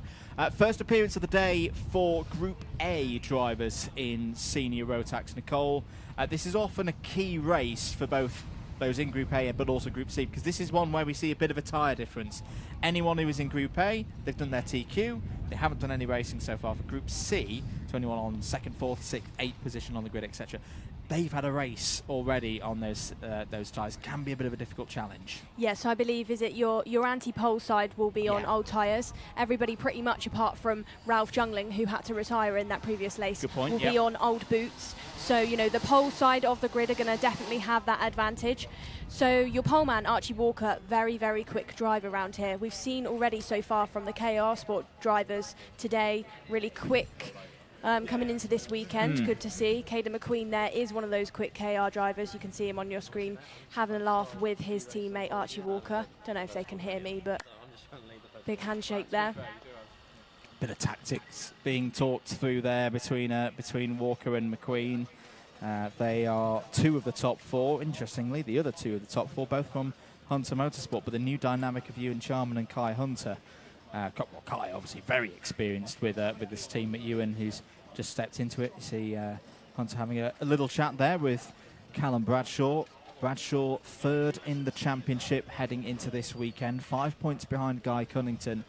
But it really is, I mean, you've got Bradshaw, Hunter, Walker, McQueen, 4 of the top 6 in the championship standings heading into this weekend are in this heat. And the big question is, can any of them get on top of the kind of form that we've seen from Macaulay Bishop? Because he has been relentless. He's not in this. Actually, no, apologies. No, Bishop is in this race. This is his 2nd heat. I think that 5 of the top 6 in the championship are in this race. This could be a really telling one, I think, for the weekend, and where the tides are going in terms of this championship. If we can see those more experienced drivers be able to repel Macaulay Bishop, that'll give him a bit of a boost, I think, before we get into the serious matter of pre-finals and finals tomorrow.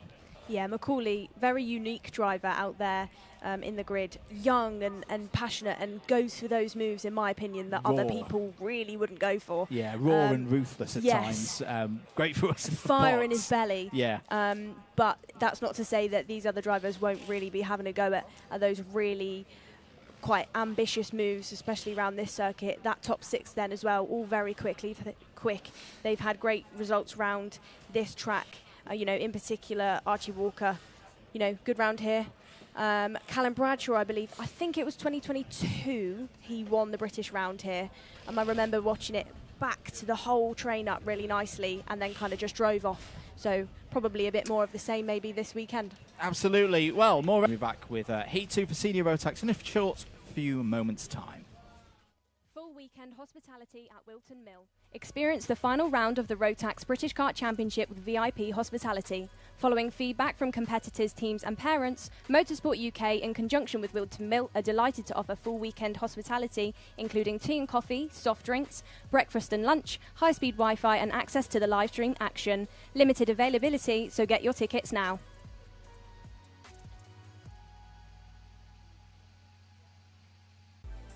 Win a ticket to the Rotax Max Challenge Grand Finals in Italy. Motorsport UK official Rotax Grand Festival and e-plate meeting for all Rotax classes will be held at Warden Law on September the 20th to the 22nd. Tickets for senior, mini and micro classes will be available, as well as other fantastic prizes. Entries are open now.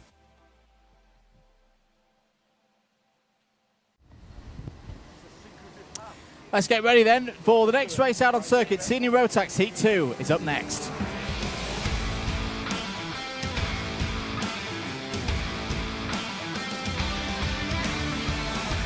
Let's take you through the runners and riders for this one. Archie Walker and Ewan Charman on the front row. Kai Hunter and Caden McQueen start on row 2. Callum Bradshaw and Macaulay Bishop go to battle once again from row 3. Brandon Klein-Nagelvort and Angus Scrivener, they're on row 4. Row number 5 is Tristan Rennie and Deacon Russell. 6 will be Louis Weaver and Neo Clark. Row number 7 is Jack Lilly, maybe a bit further behind than we typically see him, and Ethan Martin.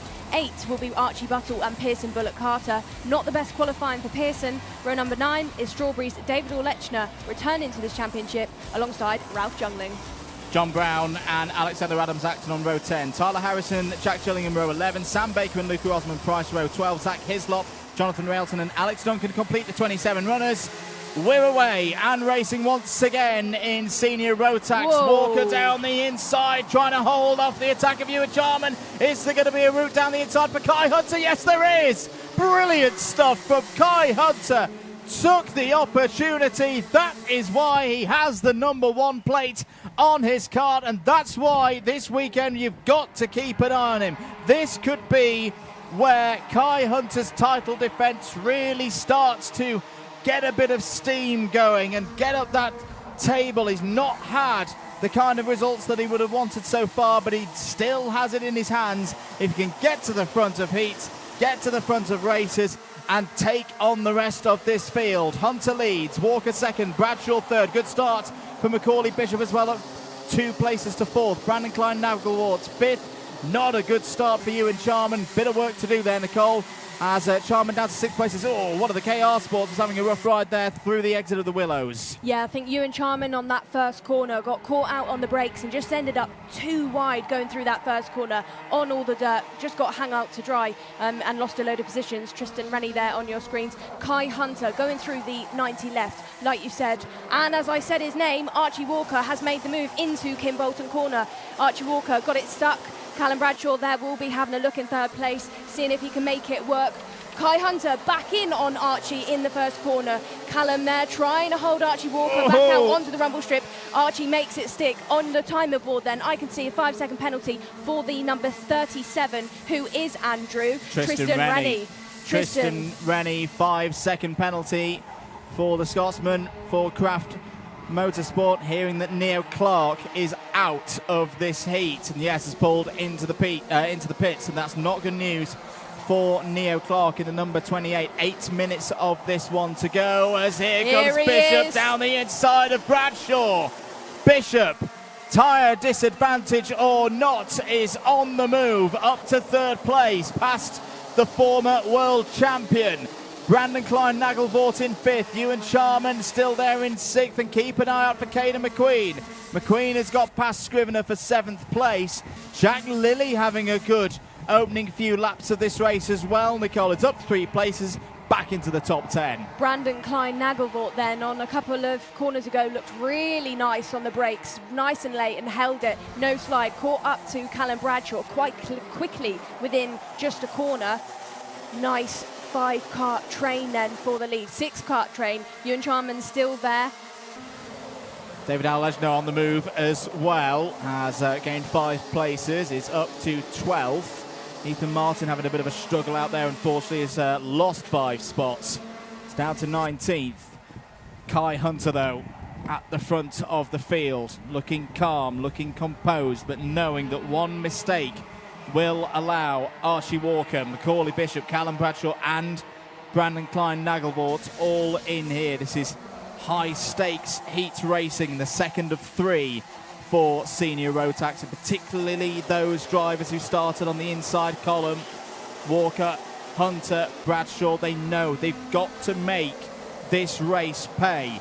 They've got to get big points on the board. When they get to their second races, which will be against the Group B drivers currently sitting this one out, there will be no tyre advantage. Everyone will have done 1 race and 1 TQ on their race rubber.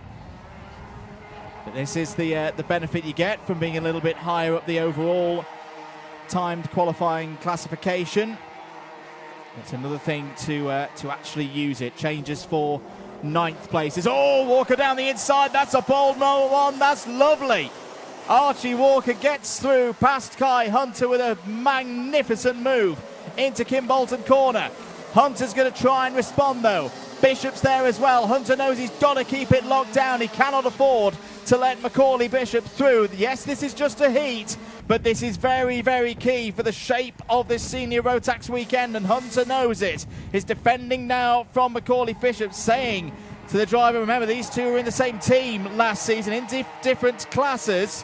When Bishop was your junior champion, Hunter was your senior Rotax champion with Dan Holland Racing. But there's still that rivalry between the two of them. It's Hunter goes down the inside, side by side with Walker. I don't think that one was planned by Kai Hunter. That was a bit improvised. Bishop is doing Bishop things, or at least trying going around the outside, but it's not worked.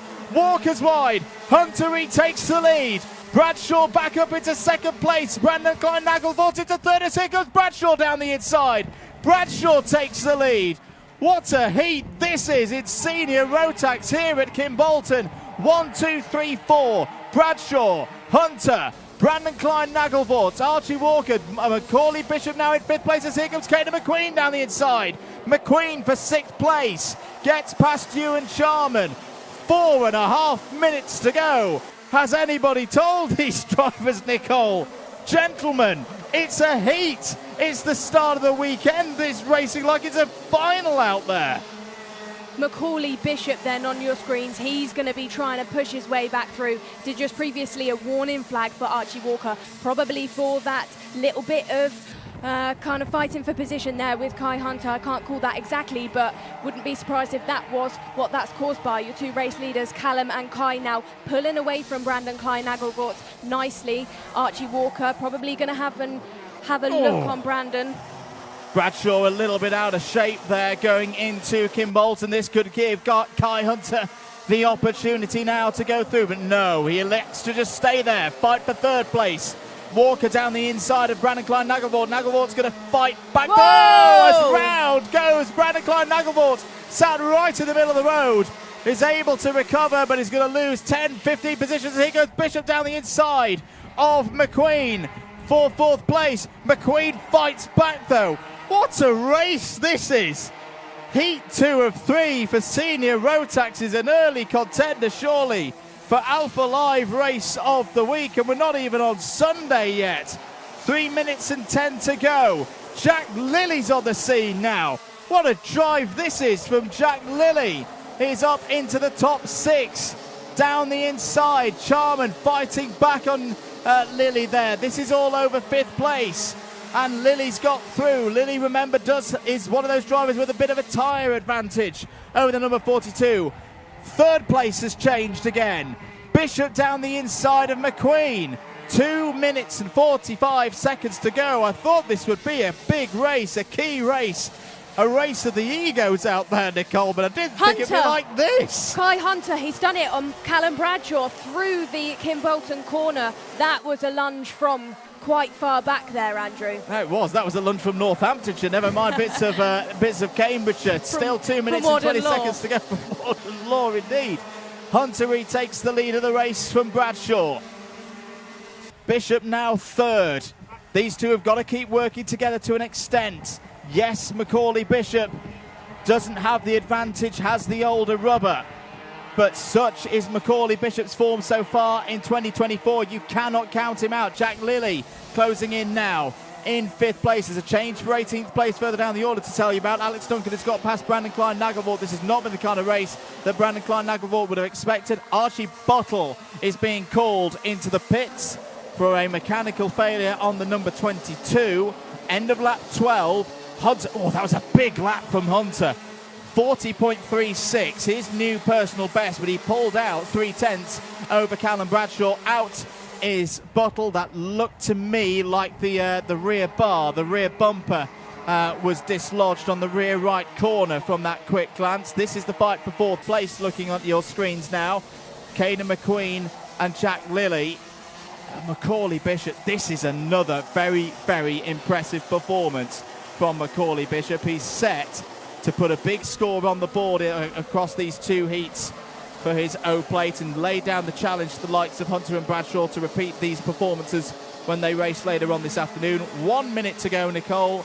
What do you see for Callum Bradshaw being the best opportunity to retake this lead? Very slim. I think Kai in the past couple of laps has really woken up. Now leads by half a second. I think he just needed to get through that pack and kind of get into the rhythm of things, and now, you know, he's lapping quicker laps than Callum and pulling away. I wouldn't be surprised, you know, if he takes that race win, but you never know what can happen, especially in the senior Rotax. But, you know, Kai had a little bit of a rough time the past couple of races. It's nice to see him at the front. It's nice to see him demonstrating exactly what the Hunters as a team, drivers, are really about. Best result for Hunter so far this season in terms of championship points. 2nd in the final. at Lark Hall. That was his biggest haul of 62 championship points. Could he be on his way to securing a first maximum 65 points later on this afternoon? Time is up. Drivers will see the final lap board next time around. Change for P21. Ethan Martin has got past Jonathan Railton as McQueen really having to work hard now to hold on to this 4th place ahead of Jack Lilly. Jack Lilly has been on an absolutely storming drive in this one, as Archie Walker, frustrated there, cannot find a way through, cannot improve on 6th place. Leaders are into Derek's corner. As McQueen continues to defend, is lost out nearly there. No, holds on ahead of Lilly. Lilly now having to fend off Walker and may have to fend off Ewan Charman as well. Leaders coming into the last couple of corners. This has been proper Kai Hunter. Classic Kai Hunter. Is this the sign that he is back on championship contending form? Kai Hunter wins a pulsating second heat in senior Rotax. That was a battle.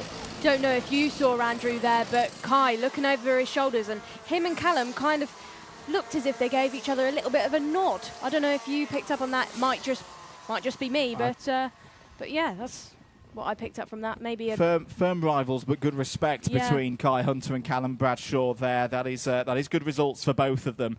That's what we're talking about in terms of using that tyre advantage. Macaulay Bishop 3rd, so that means that Macaulay Bishop completes his heats with a 1st and a 3rd on provisional results. Of course, Kanan McQueen 4th, Jack Lilly 5th, Archie Walker, I think might be a bit disappointed there with 6th place. Charman, Rennie and Bullock Carter all inside the top 10, completed by Louis Weaver. Well, if you enjoyed that, Senior Rotax 3rd heat will be just before 5 o'clock. We're going to take a short break here, though, at Kimbolton. Next down on circuit, it'll be the 2nd appearance of the day for Junior Rotax.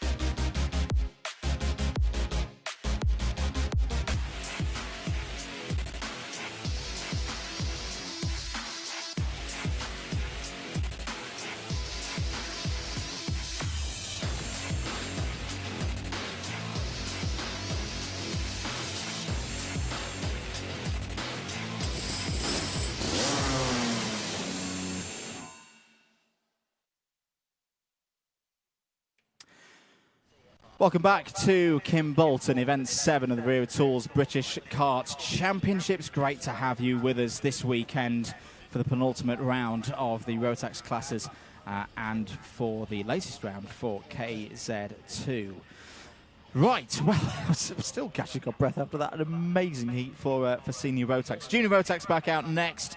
Similar story for these drivers. Anyone on the inside column, 1st, 3rd, 5th, etc. This is their first race for all drivers in Group A. For anyone on the outside of each respective row, this is their 2nd and final heat. Can they get the results in that'll get them up the order for the intermediate classification, get some more championship points on the board, but also secure good places on the grid for the pre-final tomorrow? There is Harrison Whitcomb, starts this race on the 10th row of the grid. Work to do there. As engines fire, let's take them through for Heat 2 in Junior Rotax.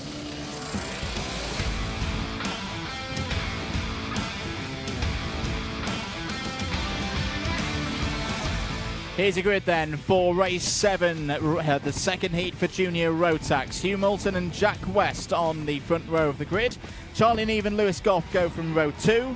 Ryan Gandor and Scott Marsh on row 3. Big race this for Scott Marsh. Row 4, Finley Jones and Cameron Nelson. Row 5, great qualifying from Zach McDonald there. He's joined by Henry Cameron to complete the top 10. Joshua Smith and Albie Lapper on row number 6. Joe Anderson and William Antrobus, and all SPR row 7 there, ahead of Cole Denneman, Noah Barman, all DHR row number 8.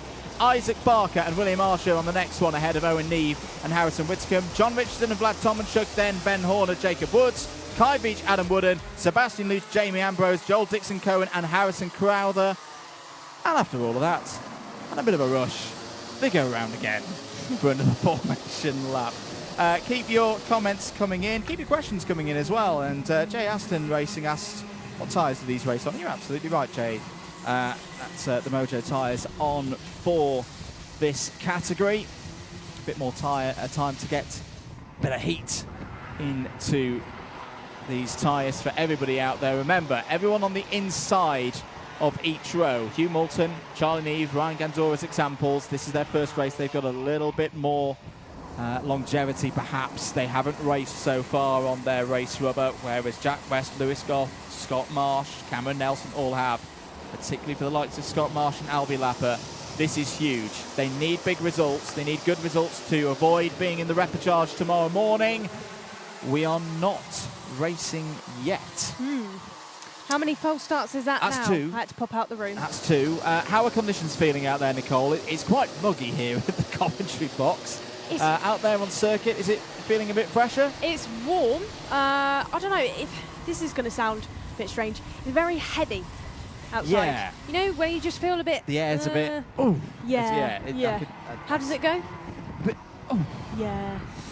It's a bit... Hard work for the drivers. Hard work for the drivers is. out there Yes. in these kind of conditions. Now, That is rain like- was forecast between 4 and 5. Sweaty, clammy kind of thing. There they are then on your screens being told to slow down. So all drivers getting into formation, going past Dan Ashton. What kind of shoes have we got on today for Red, I think. Red. Okay. Maybe saving the fluorescent ones for tomorrow. Into the tram lines. Are we good to go? Yes, we are racing once again here at Kimbolton. Look at Lewis Goff trying to find his way through for the second row of the grid. As round goes the number 28 of Finley Jones on the Cosmic chassis there. That's not a good start for the privateer. But what an aggressive start there from Lewis Goff. It's not quite giving him the lead. That's still Hugh Moulton's. But Lewis Goff, knowing he's got to make early progress, get himself into good track position. He's one of those drivers in their second race, knowing how important this one is. Zach McDonald has a little bit of a move there in the midfield. This has been the best qualifying of the year so far for Zach McDonald. He's just ahead of William Archer there. End of the first lap then. Moulton from Goff, Scott Marsh, big start. Big start for Scott Marsh on Strawberry Racing duties. Had a very strong run last weekend in Kristianstad for the Tony Kart Works team. But back in British Kart Championships action here at Kimbolton, he needs a big result here to get himself back in that top 28 and avoid the peril of the repechage. Talking about Scott Marsh and Cole Denham just drove past on your screen then. They both missed practice yesterday. Both of them were at other tracks doing testing for something else. So maybe on a bit of a back foot going into today's racing. Like you said, shame to see Scott not finish that previous race as Lewis Goff goes into Stowe and takes the race lead from Hugh Moulton. Hugh Moulton, good start to this weekend for him. Very. Like we said earlier, Coles is having a really good kind of second half to this season. Hugh then goes defensive into that left-hander from Scott Marsh. Lewis Goff nice and controlled down into the double right-hander. I've got to say, at this moment, Lewis Goff is making all the talk of tyre advantage look absolutely ridiculous because he's leading this race brilliantly, and it looks like he's going to take the defensive option as Marsh down the inside. Brilliant stuff from Scott Marsh. Gets himself up to second place. I wonder whether he does have a little bit more tyre life because he won't have needed to have pushed particularly. He was off the back of the group, of the pack. There's very little to be gained with pushing hard in that first race. Just cruise around and see what could be gained later on. Mentioned earlier, Cole Denham and Scott Marsh maybe being a bit of on a back foot, having missed yesterday, but both having a really good start to this race. Scott there sat in second, and Cole Denham going up through the order by 7 positions, sitting there in 8th. Well, as I say, with the likes of Marsh and Denham, these are very strong drivers. They have the talent to be able to switch machinery day by day, tracks day by day, and still be on top form. sorry, both drivers as well have been to the Rotax Grand Finals and had heat or final wins. So, you know, they are some of the best within Rotax. Absolutely. Saw Harrison Whitcomb. Oh, one of the strawberries was off in the background there. We'll try and catch up with who that was in a moment. Harrison Whitcomb in the top half of the field is your biggest mover, up 7 spots. Not biggest overall, because that goes to Adam Wooden. A little bit further back is up 9 spots to 17th. Also making progress. Kai Veach is up 6. Sebastian Lusch is up 6. That's a bold one. Down the inside from Cole Denham in the number 82. DHR moves him up to 7th place. New fastest lap of the heat so far as the sun starts to come out here at Kimbolton. Scott Marsh has just put in a 41.76, but it's very evenly matched on pace between the top 2. There's Jack West. Jack West could be on for a nice tidy score in terms of the results. Is there in 3rd place. I'll remind myself where Jack was classified in the first one. 4th place. Yeah, that would do very nicely for Jack. A couple of top 5s, give him a good haul of championship points and a decent spot on the grid for the pre-final tomorrow. Yeah, I think we'll take that. William Antrobus as well, then we caught up with him to talk us through a quick lap of this circuit earlier on. He's making his way back up the order as on your screens. We've got, who have we got there in Andrew? Cole Denham and Antrobus then, following each other quite closely. Wonder if they'll work together or if Antrobus will be trying to have a look. There's Joshua Smith in the number 15 for Jackson Motorsport. This is at the front of the train, 9th, 10th, 11th and 12th positions. Harrison Whitcomb, Noah Barham and Cameron Nelson, the other drivers. Back with the leaders, Lewis Goff and Scott Marsh. This is a very strong performance from these two. Warning for the number 15 of Joshua Smith. Jack West in 3rd place. Very intriguing that it's not going the way I thought it would at all, of those on the inside who showed good pace in TQ earlier across the 3-lap average. Oh, as I say that, Hugh Moulton decides, right, I've had enough with this, down the inside. Huge move. Sorry, pardon the pun. Huge move. That's good. You're learning all the time this game, Nicole. 3rd place for Hugh Moulton now. Can he start to use the pace that we saw in TQ earlier? This next lap is going to be key, I feel, for Hugh Moulton to see. Now he's got a bit of clean air ahead of him. Can he pull in Scott? Well, he's just put the fastest lap of the race. That is very telling. 41.49 from Hugh Moulton whilst going on the big send. That's very impressive. Very, very impressive from Hugh Moulton. The work is not done then for Goff and Marsh at the very front of this field. More progress from Adam Wooden. Up 10 spots now to 16th. Vlad Tomanchuk is up into the top 15 as well. Harrison Whitcomb is on the outskirts of the top 10. You briefly saw him there. Up 9 spots to 11th. Bit of a struggle so far in this race for Zach McDonald's. Dropped 5 places to 14th. Another new fastest lap of the race from Hugh Moulton, 41.42. And has closed the gap down to around half a second between himself and the race leader, Lewis Goff. His first job, though, is find a way past Scott Marsh. Now, the benefit for Hugh Moulton in this case is he will know the situation with Scott Marsh. He'll know that Scott Marsh cannot afford any kind of incident. He's got to get some points on the board. I wouldn't think that Scott Marsh would battle this one too hard if it comes to that. Andrew, I've just noticed Harrison Crowther, Heat 1, he went up 20 positions. He's gone up 10 in this, but he's just been given a 5-second time penalty. Yeah, quite a few 5-second penalties in this one. The number 66, that's Harrison Whitcomb has had one, and the number 75 of Kai Veach have also had a plus 5-second time penalty in race. Cole Denham has got through past Ryan Gandor for 6th.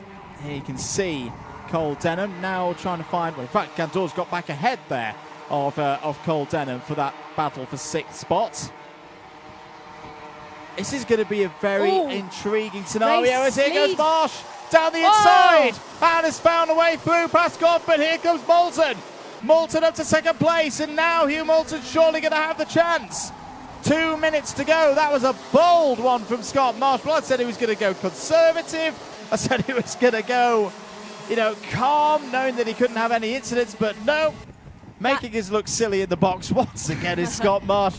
A very, very big move to take the lead of this race. In my opinion, Andrew, it didn't look intentional at all. You know, that last corner, you carry a lot of speed, a lot of momentum. Oh, Ryan Gandor.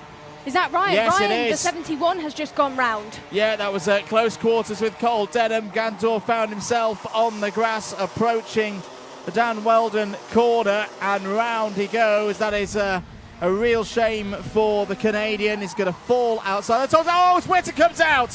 Harrison Whitcombe has had a mechanical failure. Not for the first time in 2024. Harrison Whitcombe, he already had a 5-second penalty in this race, but that is a much bigger problem for one of the championship contenders out of heat number 2, and that is going to put into real jeopardy whether Whitcombe can make it through into the pre-final directly. That could be repechage for Harrison Whitcombe tomorrow morning. Third in the championship as well, Harrison. That's, yeah, like we said earlier, when you've got a time penalty, you're almost in a race with yourself to try and just pick off some more places. But, you know, a DNF plus the 5 seconds is, yeah, that's not great. Like you said, potential repechage for Harrison there. And potentially season-defining moments for Harrison Whitcombe, who was 11th in his first race. Well, okay, he might squeeze through into the top 28 as a bit of communication there between Jack West and Lewis Goff and how to approach the last couple of laps of this race. 15 seconds remaining on the clock. Marsh will start the penultimate lap of this heat with Hugh Moulton breathing down his neck into Stowe Corner. Hugh Moulton looking to win a first heat of the weekend. This would be a very good start for the Coles Racing pilot in the number 51. Starts this weekend 6th in the championship points. You can just see he's able to take a tighter line, use those tyres to greater effect than what Scott Marsh can do at this stage. Once they get to pre-finals and finals tomorrow, it'll all be even for the front runners. But right now, Scott Marsh has got to drive a careful, calculated defensive race because Hugh Moulton's got a bit more race pace right now. The big question is, can he find a way through? Marsh steps to the middle of the road. Good defence there as down the inside. Lewis Goff going for third place. Charlie Neave may be able to take advantage of that, and I think has done in the number 60. Warning for the number 92 of Jack West. Scott Marsh defensive again into Derricks for the final time. Scott Marsh knows that this kind of result will get him back up into the top 28 for sure. The question is, how high? Harrison Crowther's just set the fastest lap of the race. That's a little bit further down the order. Plus 15 gained for Crowther in this one. Scott Marsh using all of his ability, everything that he's learned through his karting career, has struck back brilliantly. And is always going to take the win? Yes, he is. By 0.5 of a second, Scott Marsh is back on track here at Kimbolton. Recovers brilliantly from the disappointments of a bad result in the first race. Second for Hugh Moulton, third for Charlie Neave, who takes advantage of the battle there between West and Goff late on. West P4, William Antrobus P5 ahead of Joshua Smith, Cole Denham, Lewis Goff, Noah Barnum, Cameron Nelson. But another one of the big stories in this race, the retirements, particularly for Harrison Whitcombe, P28. What a bitter blow there for Harrison Whitcombe and Argenti Motorsport.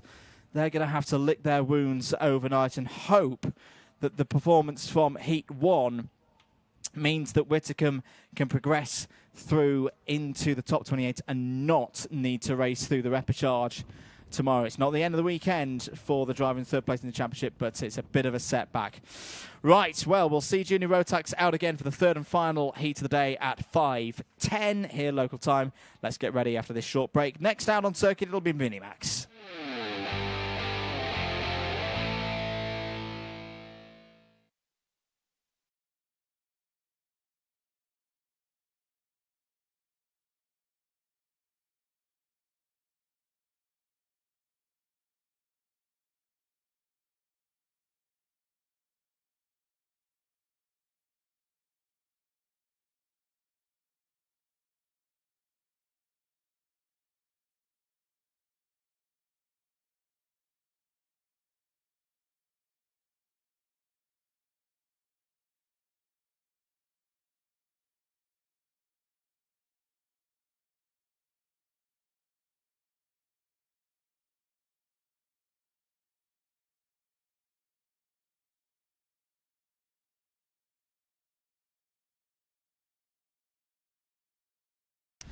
Welcome back to Kimbolton here on Saturday for Event 7 of the Wera Tools British Kart Championships, getting ready for race number 8 here on the heats day. It'll be the second and final heats for Minimax 950. Here's a look at some of our drivers in this one. The number 5 of Joshua Griffin there, starting on the 4th row of the grid. Quick recap if you weren't with us for the first heat earlier on this afternoon.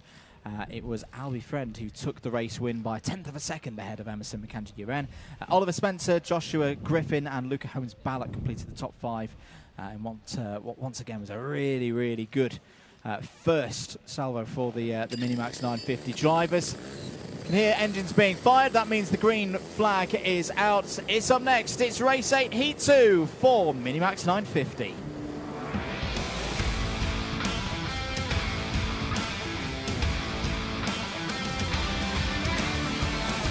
Let's take you through the grid then for heat number 2. Emerson McAndrew-Uren and Albert Friend resume battle on the front row of the grid. Oliver Spencer and Finlay Lyons on row 2. Luca Holmes-Ballack and Max Gilman on row 3, ahead of Joshua Griffin and Harry Taylor on row 4. Jensen Chalk and Edward Haynes will be on row 5, Riley Murrow and Josh Cormack on 6. Row number 7 will be Max Wheatley and Louis Radcliffe. Row number 8 will be Strawberry Racing's Tom Reed and Leo Livings. Theo Bradshaw and Benjamin Lawn go from row 9, ahead of Alfie Ward and Devin Taylor, who complete the top 20 on row 10. Alex Goodson and Fraser Anderson from row 11. Archie Rogers-Tyler and Jacob Jack on row 12. It's a 26 kart field completed by row 13, Sebastian Clark and Annika Hurd. Annika then is on the grid. Good to see. So that's the medical sign-off for Annika. Back to a full complement of 26 drivers in Minimax 950 for 10 minutes plus 1 lap in the second heat of the day here in this category. Oh, a little bit of a conglomeration in the middle of the field. I think Max Gilman was involved there in the 169. Albie Friend was going for that same slingshot round the moon, round the outside. There's more drama towards the back of the field, Nicole. Sorry, Andrew, I can see a cart there. I don't know if it's... Jensen Chalk. Jensen Chalk is out of this race now. That looks like damage on the front right. Yeah, looking very, very wobbly on that front right. And, well, yes, Jacob Jack also delayed through the first lap of this race. So, Albie Friend, he did it in the first race, trying to go around the outside. Oh, as round goes another one of the toolies. That's Edward Haynes. Edward Haynes spins out of this one, out of contention at least, has to wait for the whole field to go through to resume position in 25th place. All of these drivers will make it through to the pre-final. There's no repechage needed for this category, as there's a change for the lead. Through goes Friend, so he's got the move done.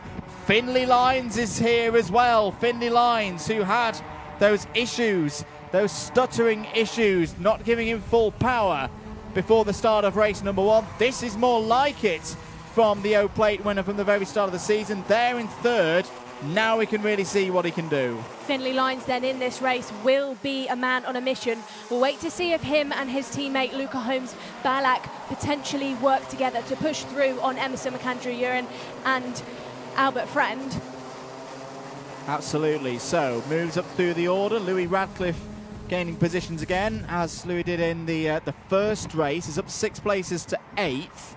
Alex Goodson, that's good to see from Alex. Had a bit of a rough time in the first race. He's gained 10 places so far for MLC Motorsport and is up to P11. Devin Taylor as well. We should sing Devin's praises, up 6 spots to 14th. Archie Rogers-Tyler, add his name to the list of those going forward. It's up 7 places to 16th, and others all can be followed on the live timing brought to us by Ian Rogers and the Motorsport Timing UK team. Big thanks to them. Meanwhile, back at the front of this race, Albie Friend and Emerson McAndrew-Uren starting to get a little bit of a picture here this weekend, Nicole, that this is going to be a battle to the very end between these two, particularly for Emerson McAndrew-Uren trying to get himself back into championship contention, sitting in 7th place in the points at the start of this weekend, but I don't think that's truly reflective of how well Emerson has raced so far this season. No, definitely, and a reflection of how much he's improved as well from that first race, well, at the O-Plate and then at PFI, obviously. Micromax winner here last year. I think he's definitely trying to replicate that this year, and into Stowe he goes in on Albert Friend then. Lovely stuff once again from Emerson McAndrew-UN. The winner at Lark Hall takes the lead of this second heat for Minimax 950. But here comes Albert Friend down the inside, responds and retakes the lead. Good stuff once again. Fantastic racing between these young drivers. Finley Lyons is there in third, hasn't made his move yet. Has got support in the shape of teammate Luca Holmes-Ballack, and keep an eye out for Griffin and Spencer and Morrow and Radcliffe, all part of that next group as Lyons down the inside. Capitalises on a bit of a hesitation there from Emerson McAndrew-UN, who went for the wide line whilst Friend went down the inside. Here comes Luca Holmes-Ballack now on the attack, down the inside on the DHR 133, takes third place, but back comes Emerson McAndrew-UN. That was a very good attempt to wrestle third place back into his hands. It didn't quite pay off, but now Albert Friend defending from his closest adversary in the championship after 3 rounds. Finley Lyons sat 19 points behind Albert Friend at the start of this weekend. That's a lead that won't change too much, I think, through this part of the meeting, through these heats. But again, the psychological side of this sport. All of these drivers want to get one up on their adversaries before the pre-final and the final tomorrow. As down the inside comes Finley Lyons. Albert Friend doesn't fight that one too hard, and I think that could be quite a sensible move there from Albert Friend. He knows that if Finley Lyons is the only driver to beat him in this race, he will be on pole position for the pre-final tomorrow. Remember, Lyons finished all the way down outside the top 20, well, just out, 19th. 19th was Finley Lyons. So a first and a 19th would not, of course, overhaul Albert Friend's first and second place. So again, Albert Friend, I think just using his experience there. We know how strong he is. You don't win that GP plate without being a smart driver. And yeah, just holding there in second place. He knows his real fight right now is with the driver immediately behind, Emerson McAndrew-UN there in third place. Yeah, definitely. But then at the same time, Andrew, I don't know if you would agree, there might be two kind of sides to it. Yes, Albert will know if he stays where he is, Finley is not going to be a problem for the rest of the racing tomorrow. However, that championship points, Finley is behind him in the championship, sitting second, Albert's leading it. I don't know what he's going to be thinking about more. That is true. But, as all down the inside, Lyons defends there from Albert Friend. So this is when you start to get to a stage of the season like this where it's something. As Fred looks down the inside, tries to wedge the door open and has got it. But here comes Emerson McAndrew-UN round the outside once again through the willows down he's off. And McAndrew-UN's off the road.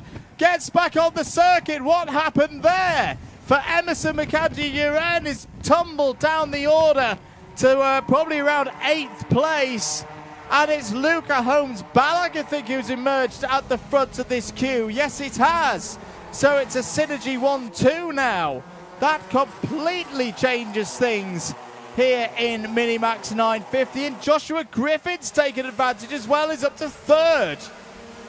Luca Holmes-Ballack then, I think he's just proved a bit of patience in these races actually does pay off sometimes. Just kind of sat there and capitalised off of that issue that Emerson McAndrew-UN has. We see him there on your screens. He's sitting 5th, so he is still there if this front pack start to battle. But Luca, yeah, patience pays off sometimes. In the top 5 in the points standings at the start of this weekend is Luca Holmes-Ballack, was 5th in the first heat for Minimax 950. This would be a very, very useful result indeed as Finley Lyons goes down the inside. Luca Holmes-Ballack doesn't fight that one too hard, and I think that's not obvious, but a reasonable thing to expect because Finley Lyons is the driver positioned better in the championship at this stage of the season. We have seen these two drivers work very well, whether it be in the Rotax series so far this season and in others as well. But they race for Synergy Factory Team. You know that Joshua Griffin there in 3rd place. It's good for them to see Albie Friend at the moment outside of the top 3 positions. It opens the door for opportunities across the course of this weekend. Warning flag for the 185. That's Benjamin Lawton. You can see now that Luca Holmes-Ballack is going to try and be rear gunner for Finley Lyons. He's going to try and open the opportunity perhaps for Finley Lyons to break away. He also wants to hold on to this second place for himself. Oh, it's 3 Albert. wide. It's 3 wide into turn 1, and Albie Fred has gone, hello, I'll step through that as Joshua Griffin replies back through. What a brilliant sequence of corners there that emerges with Joshua Griffin in second place. There's not much that Luca Holmes-Ballack could have done more there to hold on to that. Still in fourth, has still got a chance in this one. There is Emerson McAdoo-Wren as well, is back up to 5th place. Hand up there from Oliver Spencer, who's still fighting in the top 10. But my goodness me, this Minimax 950 class of 2024, I've said it before, I'll say it again, Nicole, they are something special. We are so blessed to have them here in the Wera Tools British Kart Championships for moments like that. 3 wide into Stoke Corner, all trying to go for the same apex. They all make it through. Great racing back and forth, and we've still got another 45 seconds plus 1 lap to enjoy of it. Credit where it's due then as well. Joshua Griffin on that previous lap where you just saw that gap and he'd slot in so nicely. Wouldn't have even had a second to think about it, but he did it cleanly, absolutely no issues. As his teammate there, Albie Friend, goes in on him on Kimbolton corner, the last corner. Again, nice and clean. Like you said, there is so much talent in this grid, and to be racing like this and not really have many issues is quite impressive. It is indeed. So Albie Friend now back into a position where he knows if he can hold it here, he'll have pole position for the pre-final tomorrow. He'll have another 65 championship points to add to his tally. He will further extend the lead he has in the championship overnight. Into Dan Weldon corner. Time has expired. What is the pace looking like? Well, I'll tell you what, Finley Lyons has not got this one yet. Lost a bit of time in the first sector, responded in the second, matched the pace of Friend and Griffin behind in the second sector. This is pressure now for Albie Friend because he knows he needs these points to move himself back up the intermediate classification after the problems in race number 1. Tom Reed's had a great run in this one, Nicole. Another driver who had disappointments earlier on this afternoon has gained 7 places. Just saw him there, the Strawberry Racing 111 is up to 8th place and is now all over the back of Josh Cormack. This is the fight for 8th place as Cormack goes back through. But Finley Lyons on a mission here, is not giving up in this title fight with Albie Friend, and is going to get one over on the rest of the micro in the Minimax 950 field rather. Finley Lyons bounces back with race victory in race number 2. Albie Friend will have pole position for the pre-final tomorrow with a first and a second place, beating out all other efforts here this afternoon. Third for Joshua Griffin. Emerson McAdoo-Wren will be at the front of the order as well. Second and fourth, a decent return for the DHR driver there. Luca Holmes-Ballack completes the top 5. Harry Taylor, Oliver Spencer, Josh Cormack, Tom Reed and Riley Morrow all impressed with top 10s in that one.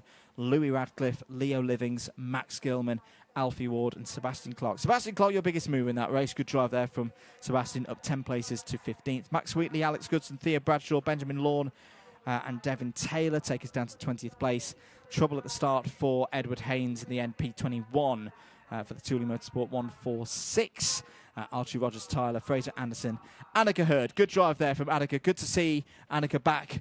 Had missed the first race waiting medical clearance after a bit of a bump earlier on in the day, but Annika races through to 24th. 2 retirements in that race, Jacob, Jack and Jensen Chalk, both of them early in the race.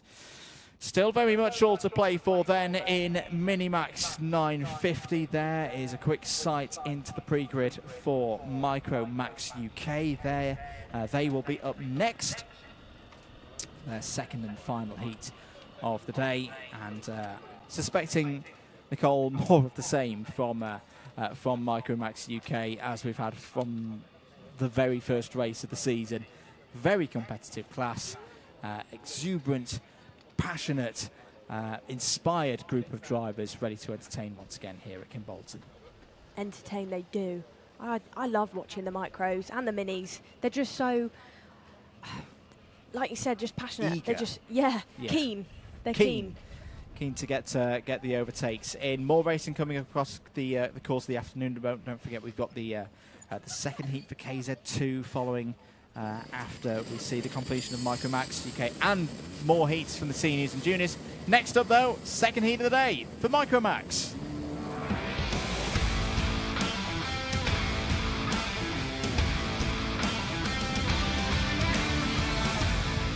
Let's take you through the grid then for Micromax UK. Sebastian Behrman on pole position, alongside on the front row is Dean Pahal. Maximilian Eberhardt and Arthur Farrow start on the second row of the grid. They're ahead of Alfie Mayer and Ava Lawrence on row 3. Lucian Smith and Luke Millward, they go from row number 4. Row number 5 will be Joss Hushka and Max Jolly. 6, championship leader Austin Oman and Albert Farrow. Row number 7 is George Swire and Alfie Garrett. 8 will be Harry Radcliffe and Joshua Cook. Benedictas Masiokas and Charlie Page start on row number 9 ahead of Oliver Dawson and Buddy Hugo. George Climo and Kyoko Yatake on row 11 ahead of Ansel Murray, Logan Rolfe, James Roots, Harris Barber, James Devereaux and Chloe McGill. We sped through the last 3 rows of that grid, and of course it's another formation lap, so just to go through it a little bit more of a leisurely pace, just in case you didn't quite catch those. Oliver Dawson and Buddy Hugo on row 10, George Climo and Kiryo Kiyotake on row 11, Ansel Murray and Logan Rolfe on row 12, James Roots and Harris Barber on row 13, James Devereaux and Chloe McGill completing the 28 runners in this one. Keep your comments coming in, let us know who you're supporting. Hello to MHK cheering on Max Jolly. Max Jolly, who had effectively did not start in the first one. Was it a DNS? Or it was a DNS, it was before the race had even started. Oh, okay. So is back out on circuit. Remember, all of these drivers go through to the pre-final automatically. Green light, away we go, 10 minutes plus 1 lap. Good start for Behrman, good start for Eberhardt as well, down the inside of Dean Pahal. Can they all make it through? The answer is yes, just about. A bit of a slow start for a couple of the drivers towards the back of the field, but that's okay. Plenty of time for them to get back involved in this one. Oh, Alfie Mayer down the inside. Lovely stuff from Alfie Mayer. We've got one off on the grass over there, Andrew. I can't see from here who that is, but going into... Might have been Buddy Hugo. Buddy Hugo a bit delayed through sector number 1. Coming round to complete this first lap. Sebastian Behrman, this is very impressive as Lucian Smith's fighting down the inside. Very good run in the first race from Lucian Smith. Took the race win from Behrman. Dean Pahal was 3rd, Josh Hushka 4th, and Maximilian Eberhardt completed the top 5. As there's another move down the inside. This is for 3rd place. Arthur Farrow in the number 24 gets through past Maximilian Eberhardt for 3rd place there, but Behrman 1.2 seconds clear at the start of this race and has just gone purple again through sector number 1. This form that just seems to have matured and appeared for Sebastian Behrman over the past, I'd probably say 2 to 3 months. Again, it just seems to be getting stronger and stronger here in this category. Dean Pahal back up to say, oh, it's problems for James Roots. Really tough season so far for James Roots. That looked to be damaged possibly on the front right for the number 21. Was in 20th place, it had a really bright start, but James Roots now falls all the way down to 28th place. Arthur Farrow then and Dean Pahal having a little bit of a squabble going through. Probably gonna, if they carry on, they're just gonna kind of give it to Sebastian Behrman, to be honest, Andrew. Yeah, because again, this is one of those circuits where you're squabbling over bits of tarmac. You can lose rhythm, you can lose momentum, and that can allow a breakaway leader to continue to gain an advantage. That was Eberhardt down the inside. Lucian Smith also trying to fight through with Austin Oman there as well. Austin Oman has been very, very strong so far this season. A note then for you also, Andrew. We see 2nd and 3rd, Dean Pahal and Maximilian Eberhardt. They are wearing the same livery this weekend, but I don't believe they're actually racing within the same team. I think Maximilian has gone off to do his own thing as a privateer this weekend, so I wouldn't be surprised if we don't actually see those 2 drivers work together in this race. It's Micromax UK. I think even if they were teammates, they would still go wheel to wheel out there. That's a mighty save. Harry Ratcliffe. Well, a bit unorthodox, but he saved it. That's a brilliant bit of kart control from Harry Ratcliffe. I didn't quite catch who the other drivers involved were, but thankfully for Ratcliffe, it just got purple through sector number 2. Well, he was flying through sector number 2. That was flying in a different form through the 3rd sector. And will just go down to 15th place, but at least is still in the race. Maximilian Abrahart, new fastest lap of the race, 47.51 as Omen's trying to fight through there past Josh Husker. George Climo on the move again, Nicole. We saw this in the first race from the number 83 for Coles Racing. 9 positions gained this time for George Climo. This is your battle for 4th. Lucian Smith ahead of Arthur Farrow, Austin Oman and Josh Husker. Right now, if this race was to be classified, as you can see on your screens, it would be Behrman on pole position for the pre-final tomorrow. Smith would be alongside on the front row. But still more than half of this one to go on time. What is the pace like between the leaders? Well, a 47.66 last time around for Behrman. 47.48 for Pahal and Abrahart. So they can keep at that pace. They have a chance here. The gap is 1.65 seconds. Still 5.5 minutes of this race to go.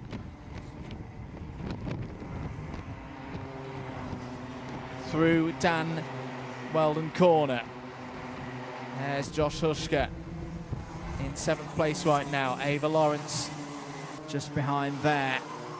The pink suit details for Strawberry Racing as Oman looks down the inside. Nice move there on Lucian Smith. Josh Husker having a go then at Arthur Farrow coming down the inside of the exit. Does that make sense? Inside round the exit. Yeah, let's just go with that. But Josh, yeah, was having a look down out of Kimbolton corner on that previous lap on Arthur Farrow. Doesn't look like he made the move stick as we see. Change for 2nd place. So Abrahart has passed Pahal there for 2nd. Side by side between Husker and Farrow. Farrow is going to have to let that one go for the time being. Ava Lawrence has caught back onto this group as well. Good work from Ava there in the number 18. Again, don't rule out Joshua Cook. How many times have we said it through 2024, Nicole, of like, we'll go through the first half of the race. Under the radar, he has this under the radar ability where we get to 4.25 minutes to go and it's like, oh, Josh Cook's here and he's gaining positions hand over fist. Here he is. He's up 7 places in this one so far to 9th place. Driver who took the win at the O-Plate meeting at Wilton Mill. And has been very solid with the scores so far this season. He's actually tied on points with Sebastian Behrman heading into this weekend, 511 apiece for 3rd place. I think he'd be looking though to improve, when we get to the end of the season and drop scores start coming into play. His last time out, I think Joshua Cook will be looking to kind of get some of those scores at Warden Law in the bin, as it were, with some better scores both here at Kimbolton and the season finale at Wilton Mill. 3.5 minutes to go. Oh, Lucian Smith with a bold one down the inside. I don't think Dean Pahal was quite expecting that one.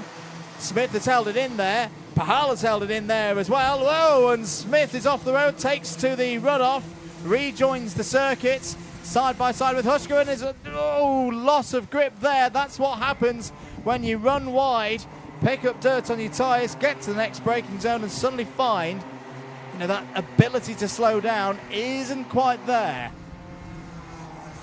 This has turned into quite the battle then.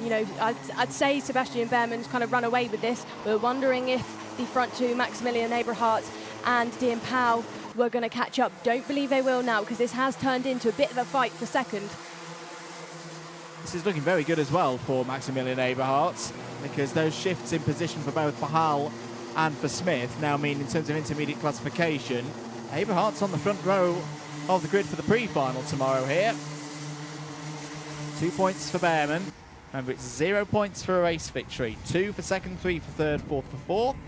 You get the picture all the way down the order of 28 drivers. We have had one retirement. If you're just joining us, James Roots is unfortunately out of this race with damage to the front right of the number 21. Josh Husker trying to find a way back through, back into 4th place ahead of teammate Austin Oman. Husker looking at potentially an inside spot on row 3 for the pre-final, with things standing as they are. So remember, Behrman on 2, Aberhart 7, Pahal 8, Husker 8 as well. But remember, that would then go back to how the drivers did in times qualifying earlier on this morning and early afternoon, as Oman's down the inside. That's a good move on Aberhart. Some really strong work, Nicole, from that chase pack to reel Aberhart back in, Owen back into 2nd place. Continuing to show a real level of calmness this season, I feel, Austin Oman, and knowing that the races can come to him, and it shows with the results that he's got on the board so far this season. No final result, for example, worse than 2nd of the 3 that we've had so far in 2024. Yeah, Oman, that move on Maximilian Aberhart, really controlled, really nice, in on the brakes, held the brake, used some of the curb to kind of, stick to the track, stick to that inside line, and got it through cleanly as they approach that same corner again. Bit of a moment there for Arthur Farrow through Stowe Corner. Takes a bit of the curb by the looks of it. Here is the fight involving the number 82 of George Swire and Benedict Tasmasiokas and the number 16, and that is Swire finding a way past and into 12th place. Max Jolly in amongst it there as well. Side by side now between Joshua Cook. Oh, Joshua Cook right on the outskirts of Fadesian, going through Kestrel Corner and towards Kimbolton Corner. 20 seconds to go. Husker looking down the inside. That didn't quite work that time around on Aberhart, and Josh Husker lost a bit of momentum. Next couple of corners are going to be crucial. Does not want to fall into the clutches of Dean Pahal, Joshua Cook and Arthur Farrow behind. Meanwhile, mentioning those drivers, Cook is through, past Pahal, back up into the top 5. As you see there, Lucian Smith going in on Dean Pahal through that corner. Dean is going to try and stay there side by side as they go into the 90 left. Dean looks like he's going to... Oh, Lucian Smith off the track there. Dean Pahal and him having a bit of a squabble. Let's see who comes out. Lucian Smith then in front of Dean coming down the straight. It did not work out for either of those drivers. Ava Lawrence picked up some places then. She sits in 8th place, was previously in 10th. We can see on your screen then that is Maximilian Aberhart, and... Yeah, change for 2nd place. Oman has got through past Maximilian Aberhart there. We're saying it now, switch back again. Aberhart on Oman. No troubles though for Sebastian Behrman, who's on a final lap now and just keeps winning. Took his first victory in the Wera Tools British Kart Championships a few weeks ago at Warden Law. Followed it up with a Kart Masters GP win last weekend, and it's going to be top driver after 2 sets of heats for Minimax UK. Sebastian Behrman wins heat 2 and has maximum points in the championship from today's races, with another opportunity to close in the likes of Luke Millward and Austin Oman tomorrow in that pre-final. A very good day's racing and time qualifying, of course, for Sebastian Behrman. Wins by 1.6 seconds ahead of Maximilian Aberhart. Austin Oman 3rd, 4th for Josh Husker, and 5th for Joshua Cook. How does that leave the IC? Behrman, as mentioned, P1. Good results, 2nd and 1st. Maximilian Aberhart, provisionally at this moment, is alongside on the front row with 7 points. Takes the tiebreaker virtue of the timed qualifying results in the tiebreaker there with Lucian Smith, Josh Husker and Dean Pahal in the top 5 as well. All to look forward to tomorrow when we get racing for Minimax UK. Their pre-final will be just before lunchtime at 11:50. For now, though, let's take a short break. We'll be back with more racing here at Kimbolton. KZ2 out next.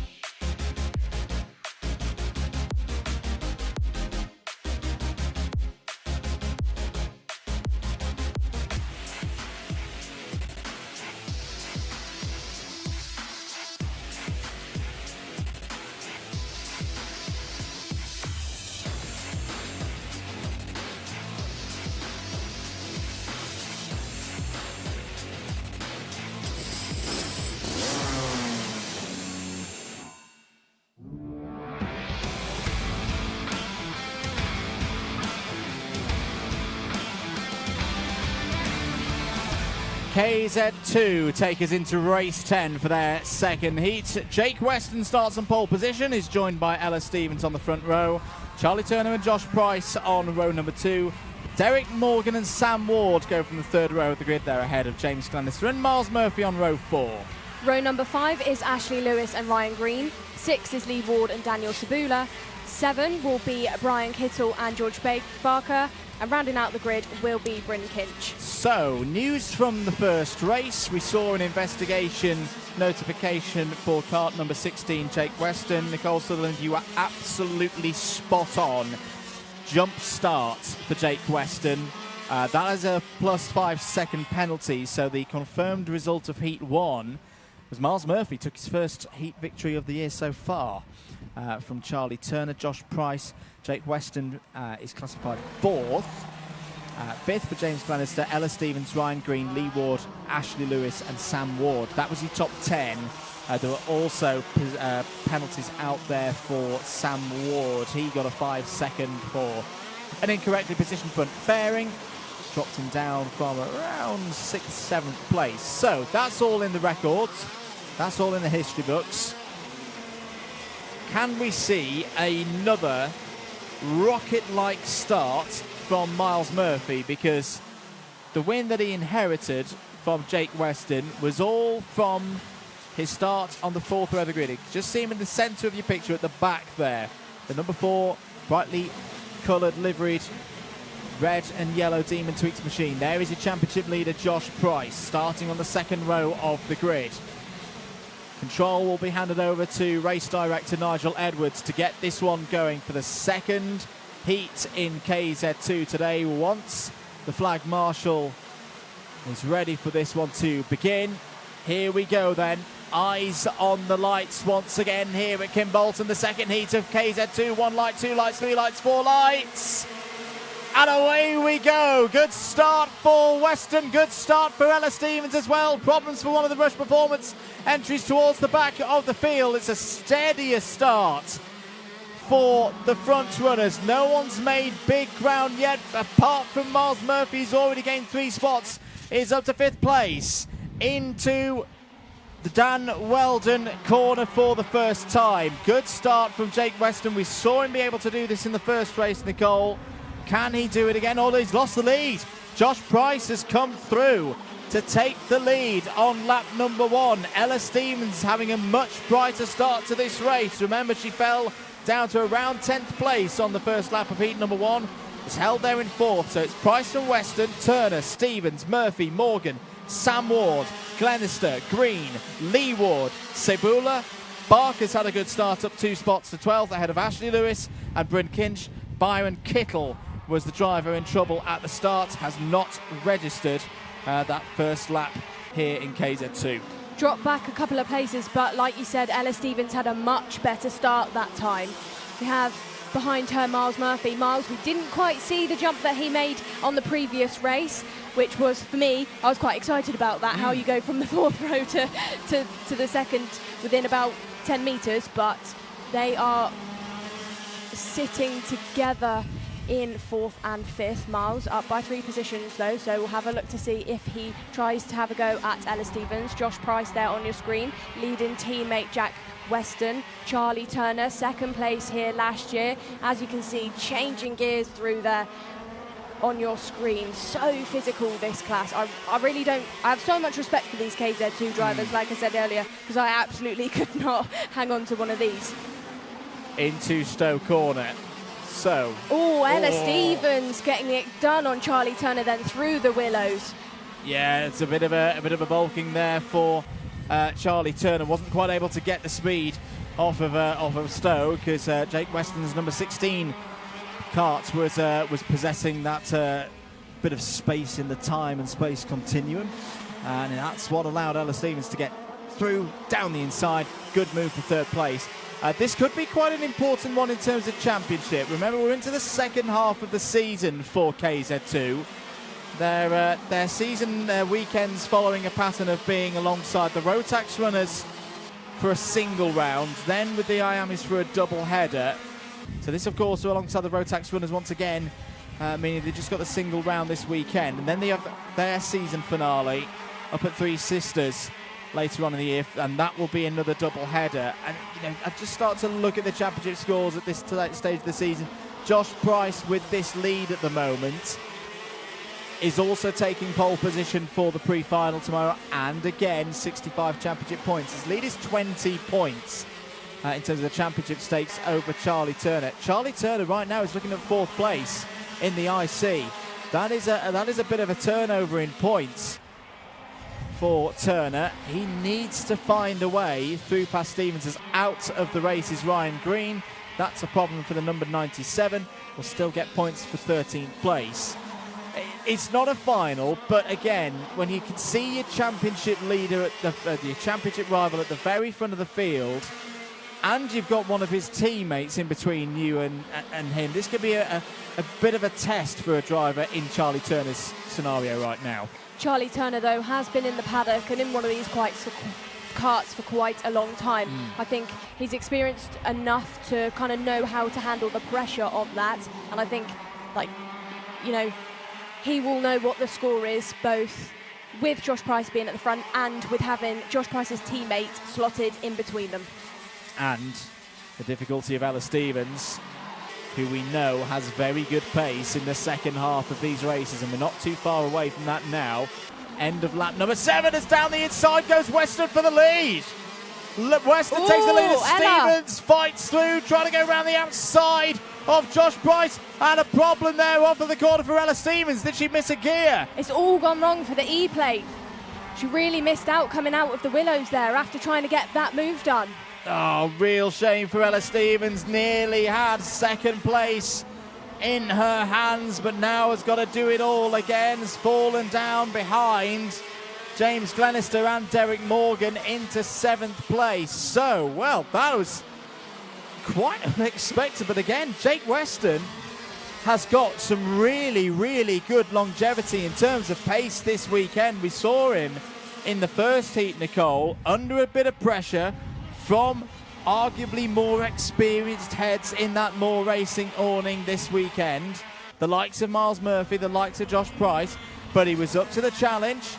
He won that first heat fair and square, and he's doing so again in this second one. And now Josh Price has got his championship rival Charlie Turner all over his rear bumper. It's down the inside. Here comes Turner for second place. Is Miles Murphy going to be able to take an opportunity here? No.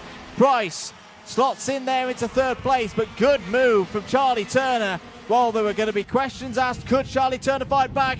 The answer at this stage is yes. Price has a little look on the kink towards the Dan Weldon corner there. This is a race on tenterhooks once again in KZ2. All of them are there. Derek Morgan's having a better run in this one. Remember, Morgan, who had a retirement in the first race. Oh, it's out is Daniel Cebula. Cebula retires on lap number 10. Was up there in 11th place and was into the 35s as well. Had some really good pace for a driver who's done a lot of racing in non-gearbox karting and has taken this gigantic leap into KZ2. He's very much still learning his trade, but showing he's got the skills to get one of these round. And sadly, it looks like the equipment has let him down on this occasion. Yeah, Daniel Cebula had some really bad luck at Warden Law, wrote the car off before qualifying. Him and his dad worked really hard to get it back on the circuit, so it's a shame to see him experiencing some bad luck again here at Kimbolton. Oh, that was a mighty close moment between Miles Murphy and Derek Morgan into Stowe Corner that Ella Stevens was able to take advantage of. So Stevens back up to 5th place now, 3 minutes remaining on the clock. This is a wide open race. Not just in terms of who's going to take this heat win, but who's going to be on pole position for the pre-final tomorrow. Right now, in the intermediate classification, you have a 3-way tie on 4 points. Now again, this is where the timed qualifying comes into play. The tiebreaker would go in the direction of Jake Weston, our fastest driver from TQ earlier on today. Turner is there in 2nd place in the IC, and Murphy would be 3rd. But if Miles Murphy can find a way past Josh Price or Charlie Turner, Murphy could get himself back onto pole position for tomorrow's pre-final, which you'll be able to watch here on the Motorsport UK and Alpha Live network of channels. Don't forget, every lap of every race this weekend here at Kimbolton is brought to you live down the inside. Ella Stevens gets through past Miles Murphy for 4th place. Ella Stevens is the fastest driver on circuit, 35.27. She is not giving this one up, Nicole. She's not hanging around. I think after that mistake a little bit earlier on, probably some fire in her belly to try and get back up there. Obviously, the first heat as well was not what she would have wanted, so it's good to see she's making that progress, you know, not getting despondent. I think that's the key thing when you're that competitive. A mistake is very easy to kind of think, you know, to lose your head like we spoke about earlier, but I don't think she's doing that whatsoever. She's on the move.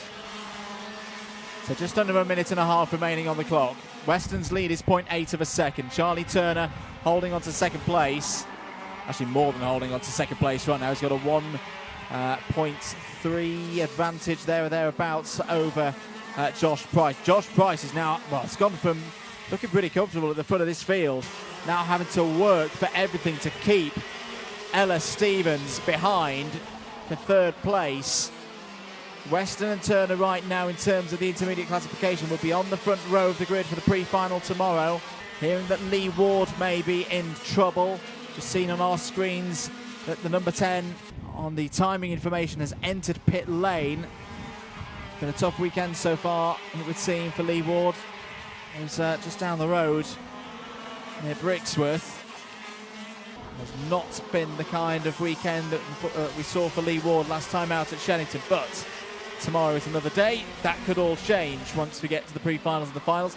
Price having to defend now from Stevens. Stevens looking for the switchback. That is great driving from Josh Price. For whatever reason, he hasn't got the pace right now. The ex-BTCC driver is having to do everything here to keep Ella Stevens and now Miles Murphy and now Derek Morgan and James Glenister at bay.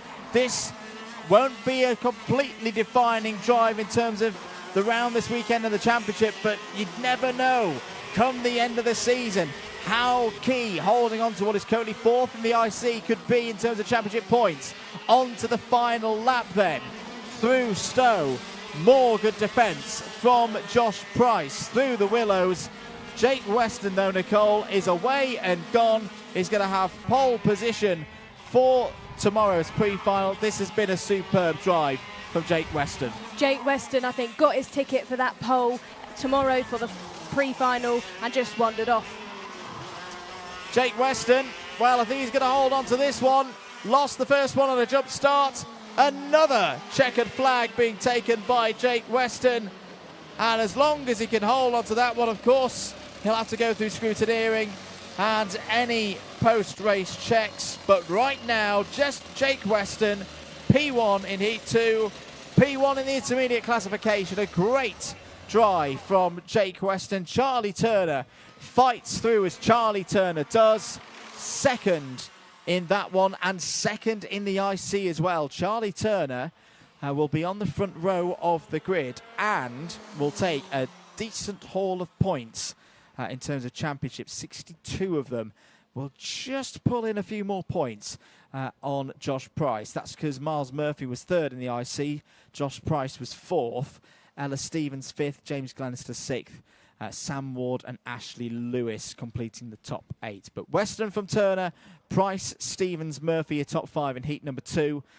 Morgan, Glenister, Sam Ward, Ashley Lewis and George Barker take us down to P10. Bryn Kinch, the last of the 11 finishers. 4 retirements in that race across the course of those 18 laps. Lee Ward, Daniel Cebula, Ryan Green and Byron Kittle. The next time we could see KZ2 in race action will be the pre-final tomorrow at 12:10 local time. So get your clocks ready for that one. Remember, you can join us from 11 o'clock, just before 11 o'clock when we've got the first reportages for Senior Rotax. And speaking of Senior Rotax, that's where we head back to next.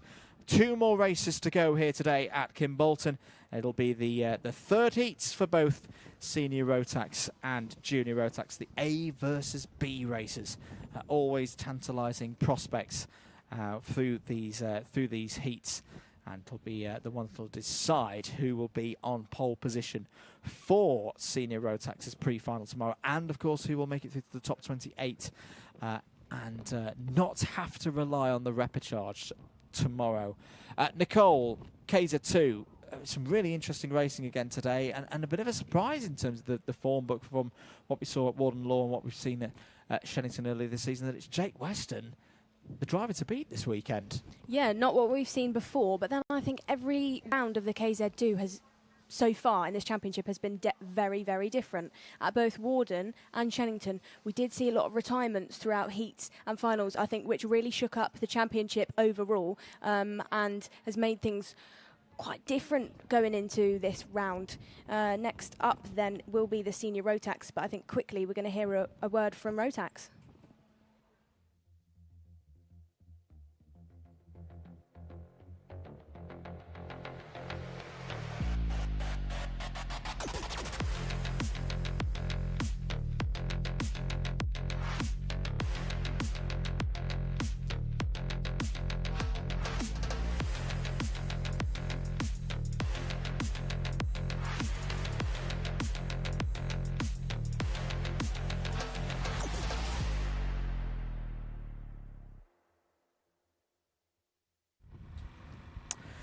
Welcome back to live coverage. Commentary from Andrew Mather and Nicole Sutherland here at Kimbolton, Event 7 of the Wera Tools British Kart Championships. Senior Rotax out next, Nicole, and this one will decide who will start on pole position for the pre-final tomorrow. May not even be a driver in this race. Macaulay Bishop's had 2 races so far, first and third place. In fact, let's take you through those results. But it's been a battle out there so far today for the seniors, more than I thought it would be. I think it's been such a battle all season, to be honest with you, as always. But, you know, this year, I think being on the other side of the fence as well, this is my first year not being in the British Kart Championships for 4 or 5 years, and I think it's quite different to view it like that, and you really see things from another angle, and it's so tough out there. Tough. It is indeed. So a quick review of the results so far today. If you're just joining us, welcome. Great to have you with us here on your Motorsport UK and Alpha live broadcast. Heat 1 went like this. Macaulay Bishop took the win from Caden McQueen. Guy Cunnington, Joshua Graham and Cian Geraghty. That was your top 5. Other selected others. Mark Kimber was P7. Harry Hannam had a good first drive. First time we've seen Hannam so far this season, P13. Gustav Usakovs on the back of the field was P16. In race number 2, Kai Hunter. That was like the Kai of old. That was Kai of 2023 form in race number 2, taking that race victory from Callum Bradshaw and Macaulay Bishop, Nicole. And for Kai, this is a big race. You know, he starts on the inside of row number 2. He knows he can beat Archie Walker in this next one because he's done it already. It just feels to me that it's been a difficult title defence for Kai, but today is the day that things could turn. Yeah, definitely. I think Kai as well, he's got so much experience that he knows how to handle pretty much any situation. This year for him has been a little bit different, where he's not consistently been winning, but you know, I think we're going to see a bit more winning from him this weekend and for the rest of this year. Here we go then, Heat 3 for Senior Rotax.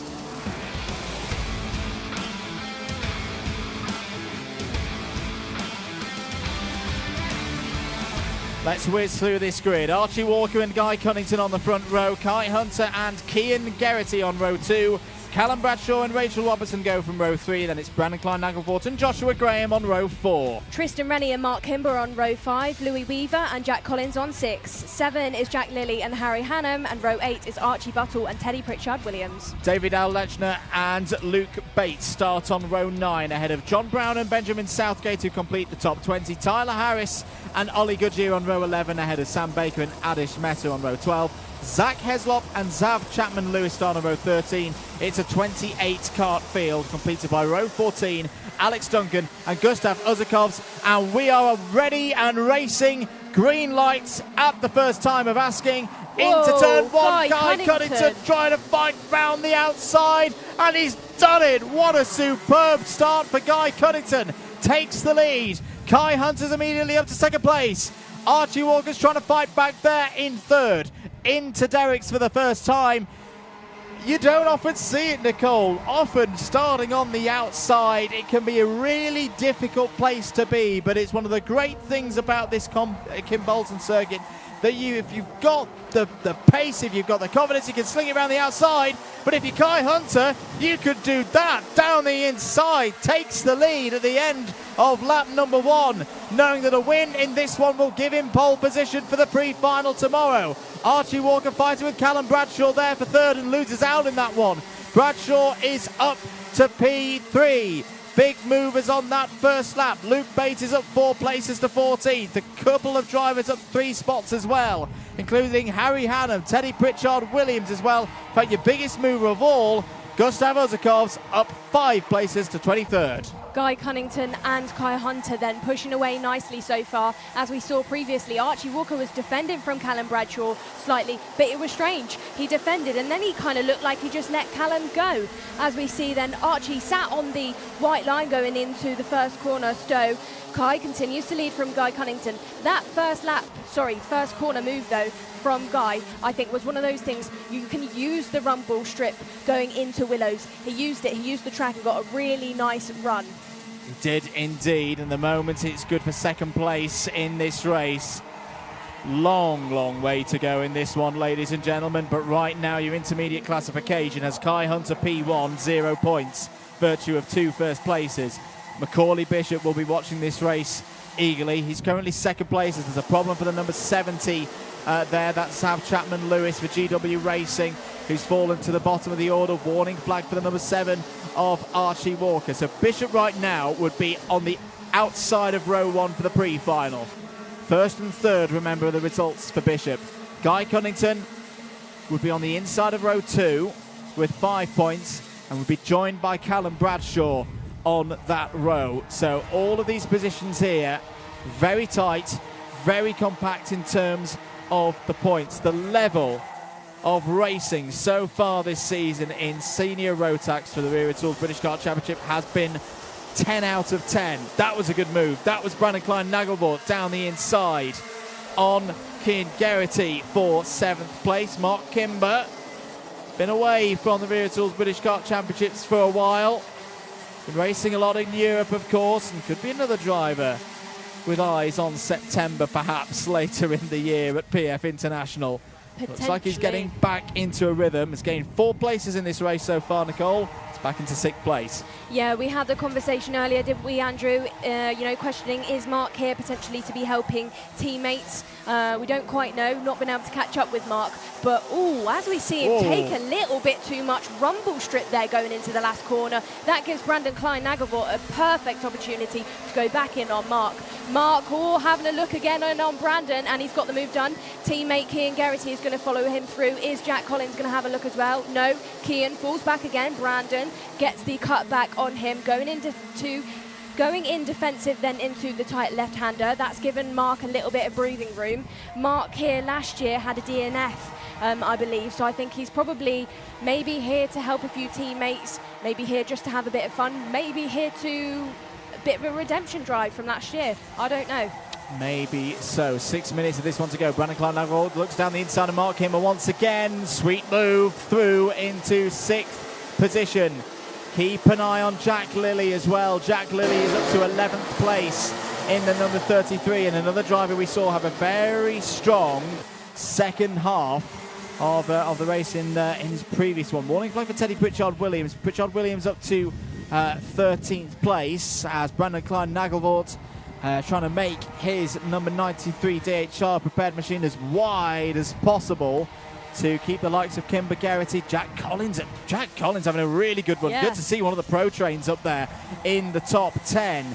Pro Train with the target of getting deeper and deeper into the finals, and with that kind of result, Jack Collins very well could be on his way to the pre-final without the need of a repechage tomorrow. As down the inside goes Kimber. Kimber through past Brandon Klein-Nagelvort back into 6th place. I think whilst we've been focusing on this battle in front of us. Archie Walker has got the move done again on Callum Bradshaw for third. Archie Walker has set a fastest lap. He's gone purple. On your screens then is that Jack Lilly. Teddy Pritchard-Williams sending it hard then into Jack Collins. He made the absolute most of Jack. The two Jacks having a bit of a fight. Mark Kimber continues to lead this battle.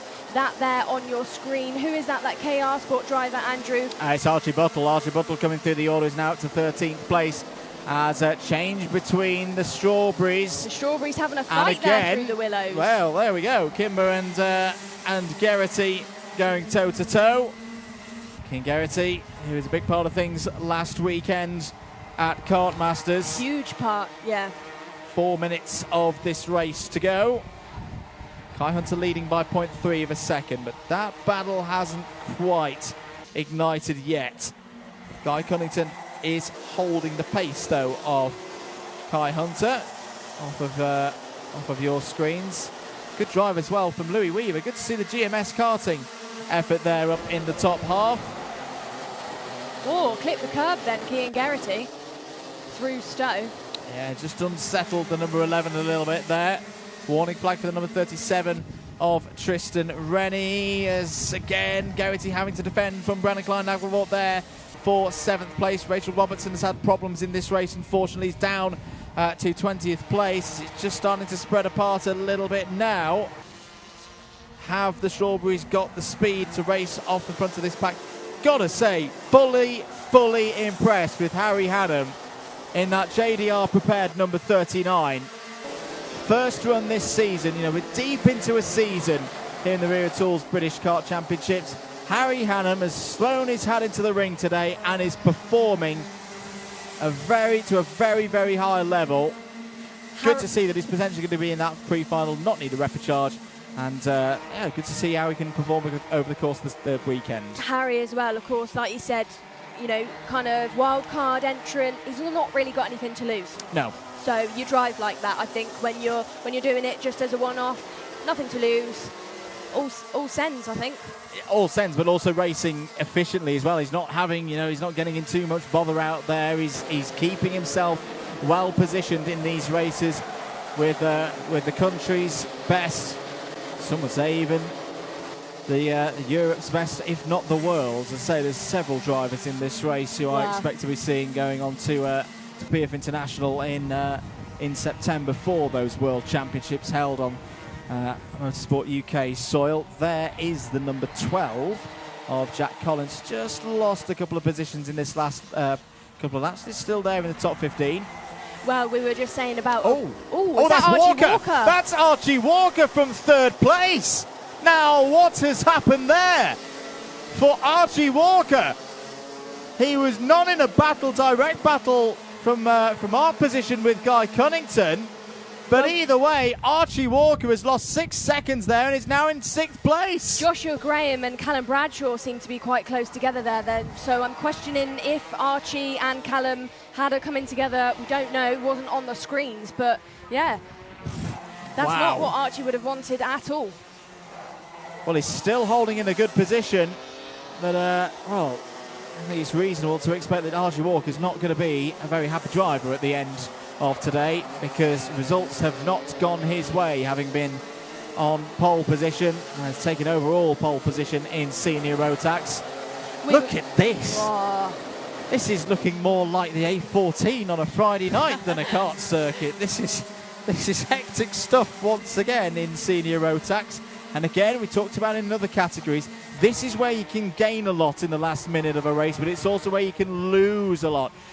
Holding yourself in a big train like this can be the difference sometimes between making it straight into the pre-finals, saving your tyres for later on in the weekend, or, again, having to fight through the repechage. Yeah, as well, in my experience. Oh! That's Rachel Robertson's gone round.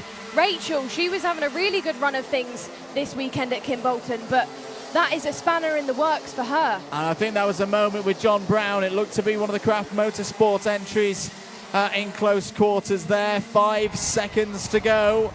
Still not done at the front of the order, by the way, because Callum Bradshaw and Joshua Graham are going to fight over 3rd place. Kai Hunter has got this one under control. What a day for Kai Hunter.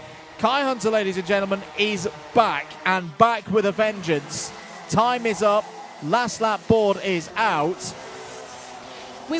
Sorry, Andrew. We were saying previously about the calibre of drivers in this final, and I do believe, every member of our top 5 have gone to the Rotax Grand Finals within the past couple of years and either been on the podium on a final or won heats. All of them are round winners Yes. in the British Kart Championships. A number of them champions, of course, as well. Kai Hunter coming through. I can see out of our commentary box window into the final couple of corners. It's going to take race victory. It's going to take it 2 from 2. Kai Hunter has got the rhythm, has got the feeling, and is on pole position for the pre-final tomorrow. Second for Cunnington. Bradshaw holds on to third place ahead of Joshua Graham. Mark Kimber is back as well with a top 5. Cian Geraghty, Brandon Klein, Nagelfort, Harry Hannam, Teddy Pritchard-Williams and Archie Walker in the top 10 on the road. That is a provisional result with a capital P, ladies and gentlemen. A couple of drivers under investigation in that race. How it leaves the IC with every driver in Senior Rotax having done 2 races now. Kai Hunter, perfect score. 0 from both of his races. He will share the front row of the grid with Macaulay Bishop tomorrow. Macaulay Bishop will, well, over his closest adversary, he will extend his championship lead because Guy Cunnington is there third on the grid for tomorrow's pre-final. Bradshaw alongside on that second row of the grid. McQueen and Graham row 3, Geraghty and Charman row 4. But there is a very good sight if you are a Kai Hunter fan. He is back on top, 2 wins from 2, as he looks to claw his way back into title contention. That is just the kind of form, Nicole, that you want to be hitting in the penultimate round of the season. We're going to take a short break. One more race to go after this short ad break. Junior Rotax is up next.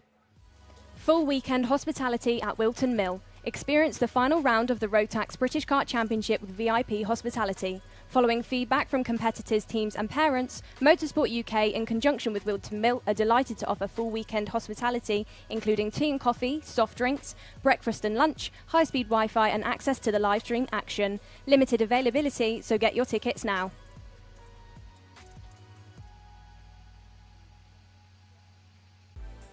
Win a ticket to the Rotax Max Challenge Grand Finals in Italy. Motorsport UK official Rotax Grand Festival and E-Plate meeting for all Rotax classes will be held at Warden Law on September the 20th to the 22nd. Tickets for senior, mini and micro classes will be available, as well as other fantastic prizes. Entries are open now.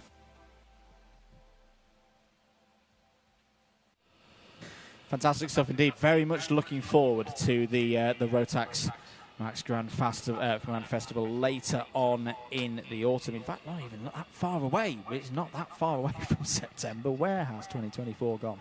Well, it's proceeded on to this next race. Race 12, Heat 3 for Junior Rotax, heading out very, very soon.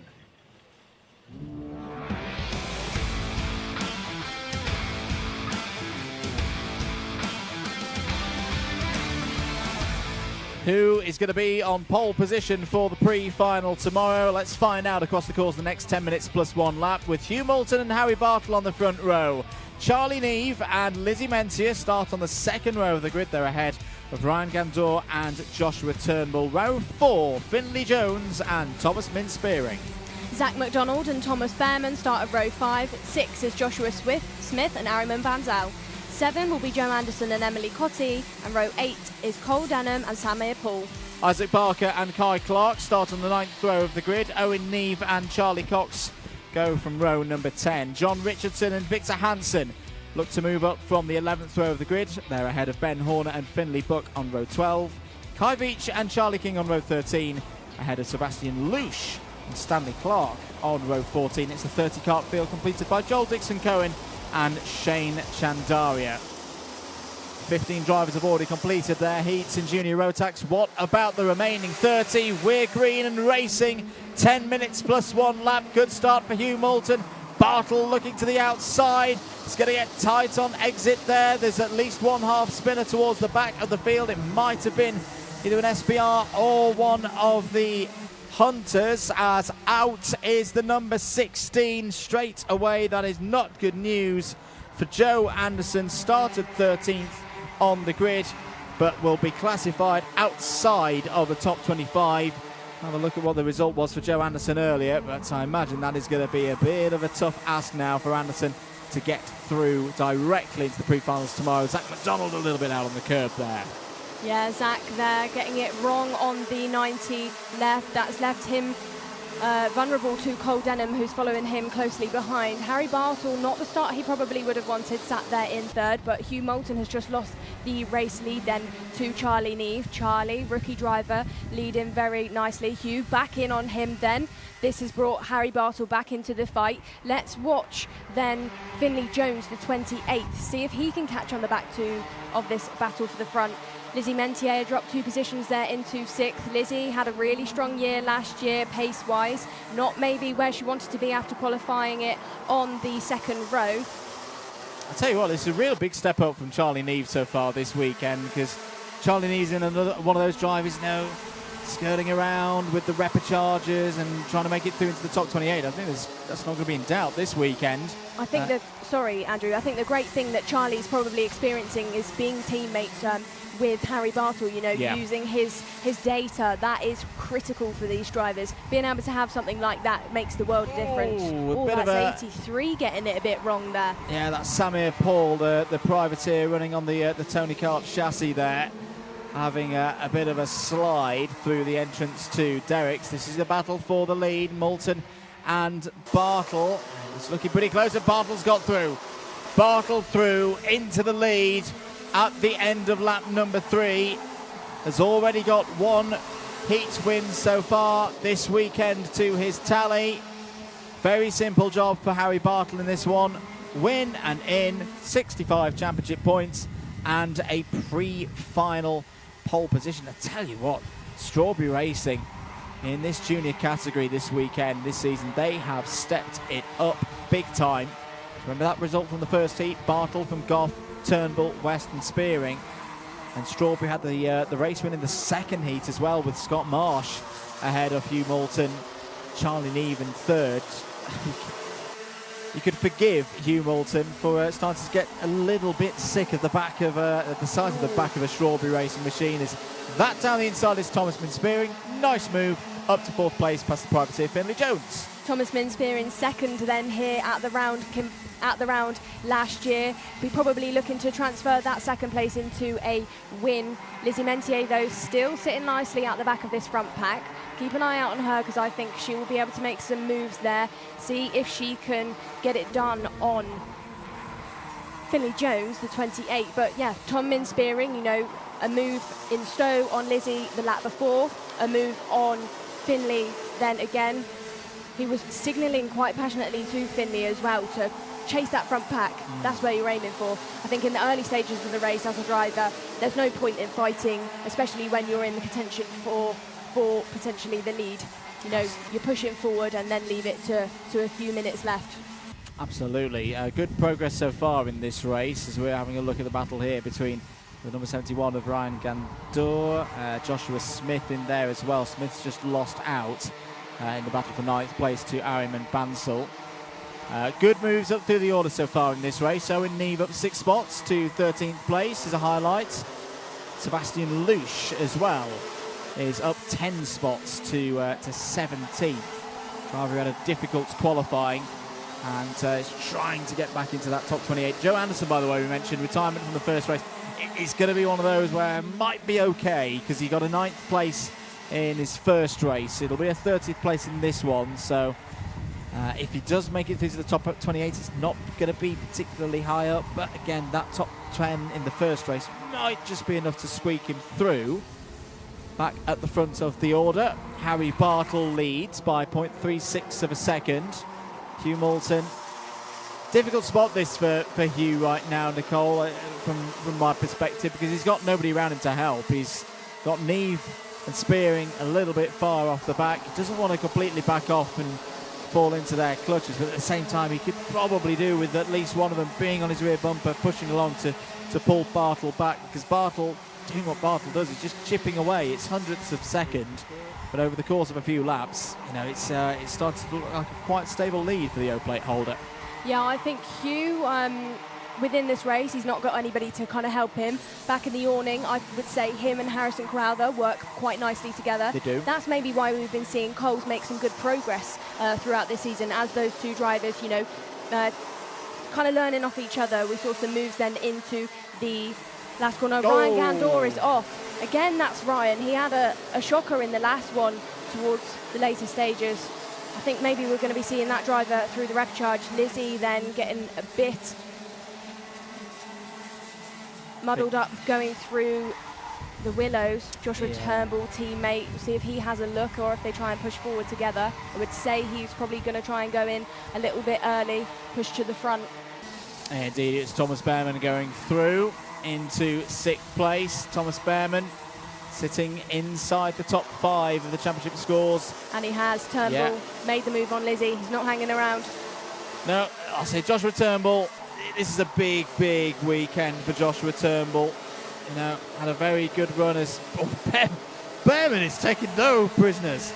Down the inside of Charlie Neve, through into 5th place. Has a look over his shoulder, says, "Thank you very much.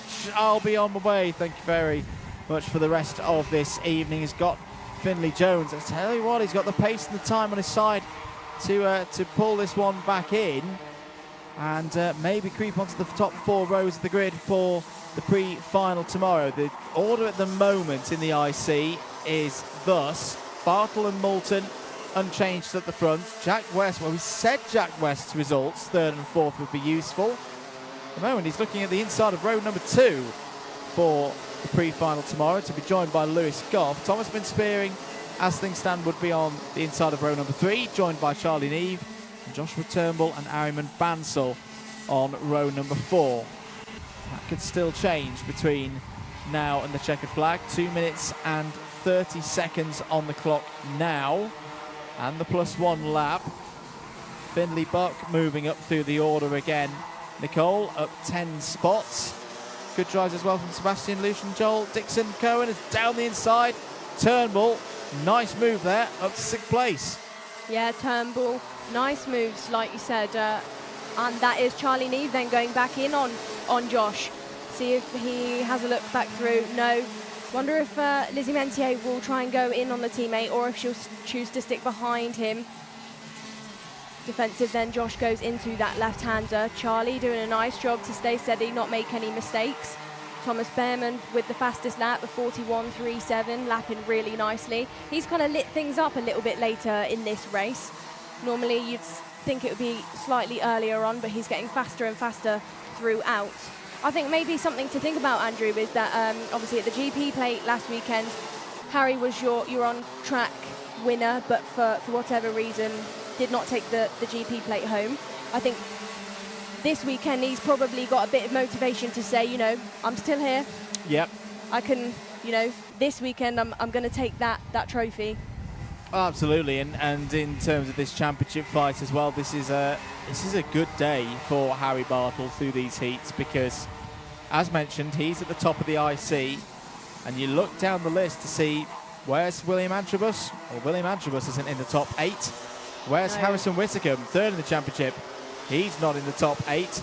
Thomas Spearing in 4th is in the top 8, but only as high as 5th. So, yeah, this has been a very, very good performance from Bartle so far. 45 seconds on the clock. Charlie Neve trying to hold off 2 DHRs here. Very much one of those things easier said than done. We have a black flag down there, Andrew. Ooh. That's for the 94, Ben Horner, and we also have a 5-second penalty for Zach McDonald.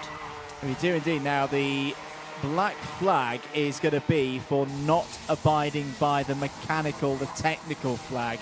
That came out at 17:17 for kart number 94, Ben Horner.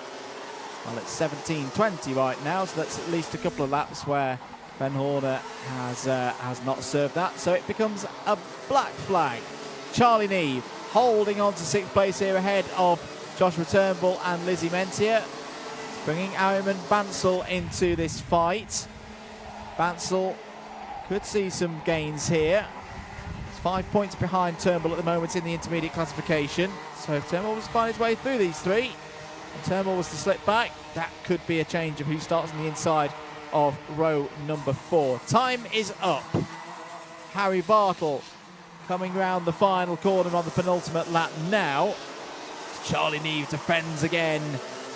Runs a touch wide through the Kimbolton corner.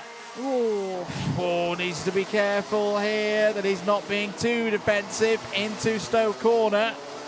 Turnbull just can't get alongside. Neve has got very good pace out of traction zones. That Kart really takes off when he gets on the loud pedal. This is the fight for third place. Oh, Behrman trying to find a way through on Spearing, but it's going to be Bartle's day.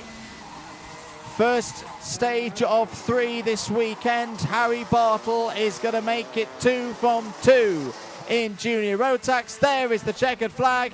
Harry Bartle wins once again and will be on pole position for the pre-final tomorrow. Hugh Moulton will join him on that front row with a couple of seconds there through the heats. Thomas Min-Spearing third in that last race of the day ahead of Thomas Behrman. Finley Jones, great drive there from Finley Jones. Had a difficult first race, but gets P5 in that one. Few 5-second penalties in that one. 2 of them, I think, for Zach McDonald. 1 Cassell there for Kai Clark. How does that leave the IC? Well, Bartle and Moulton, as mentioned, on your front row. Jack West and Lewis Goff will be row 2. Thomas Min-Spearing and Charlie Neve row 3. Joshua Turnbull and Ariman Bansal row number 4. The rest of the rows will be confirmed in due course. There's your heats results for race 12 of the day here at Kimbolton. Harry Bartle looking relatively comfortable there. That didn't look like too much of a hardship for Harry Bartle. That's a bit of a warning for the rest of the Junior Rotax category, I feel, Nicole. It's warm out there, but I don't think he probably would have even broken a sweat. Just drove off, nice and calm, no mistakes. That's what we like to see, I think. Well, there we go. That completes the racing here today. If you're at the circuit, don't rush off, because we've got a paddock show recording coming up after this. That paddock show that you'll be able to see, and the premiere of tomorrow during the lunch break. Talking of tomorrow, because this isn't the end of things for Event 7 of the Wera Tools British Kart Championships. If you're at the circuit, warm-up starts at 10 o'clock. A run through all of the categories. We go live here on the Motorsport UK and Alpha Live platform of channels with live broadcasting from just before 11 o'clock. 11 o'clock is when the repecharge for Senior Rotax takes place. 11:15 for the Junior Rotax repecharge. Then it's into the business of pre-finals in this order from 11:30 onwards. Minimax 950 at 11:50. Micromax at 11:30 is Minimax 950. 11:50 for Micromax, 12:10 for KZ2, 12:30 for Senior Rotax, 12:50 for Junior Rotax. We then have the break, and then we come back at 1:45 for the finals, the big ones. Minimax 950 going first for their 15-minute plus 1 lap final. As I say, at 1:45, 2:15 for Micromax.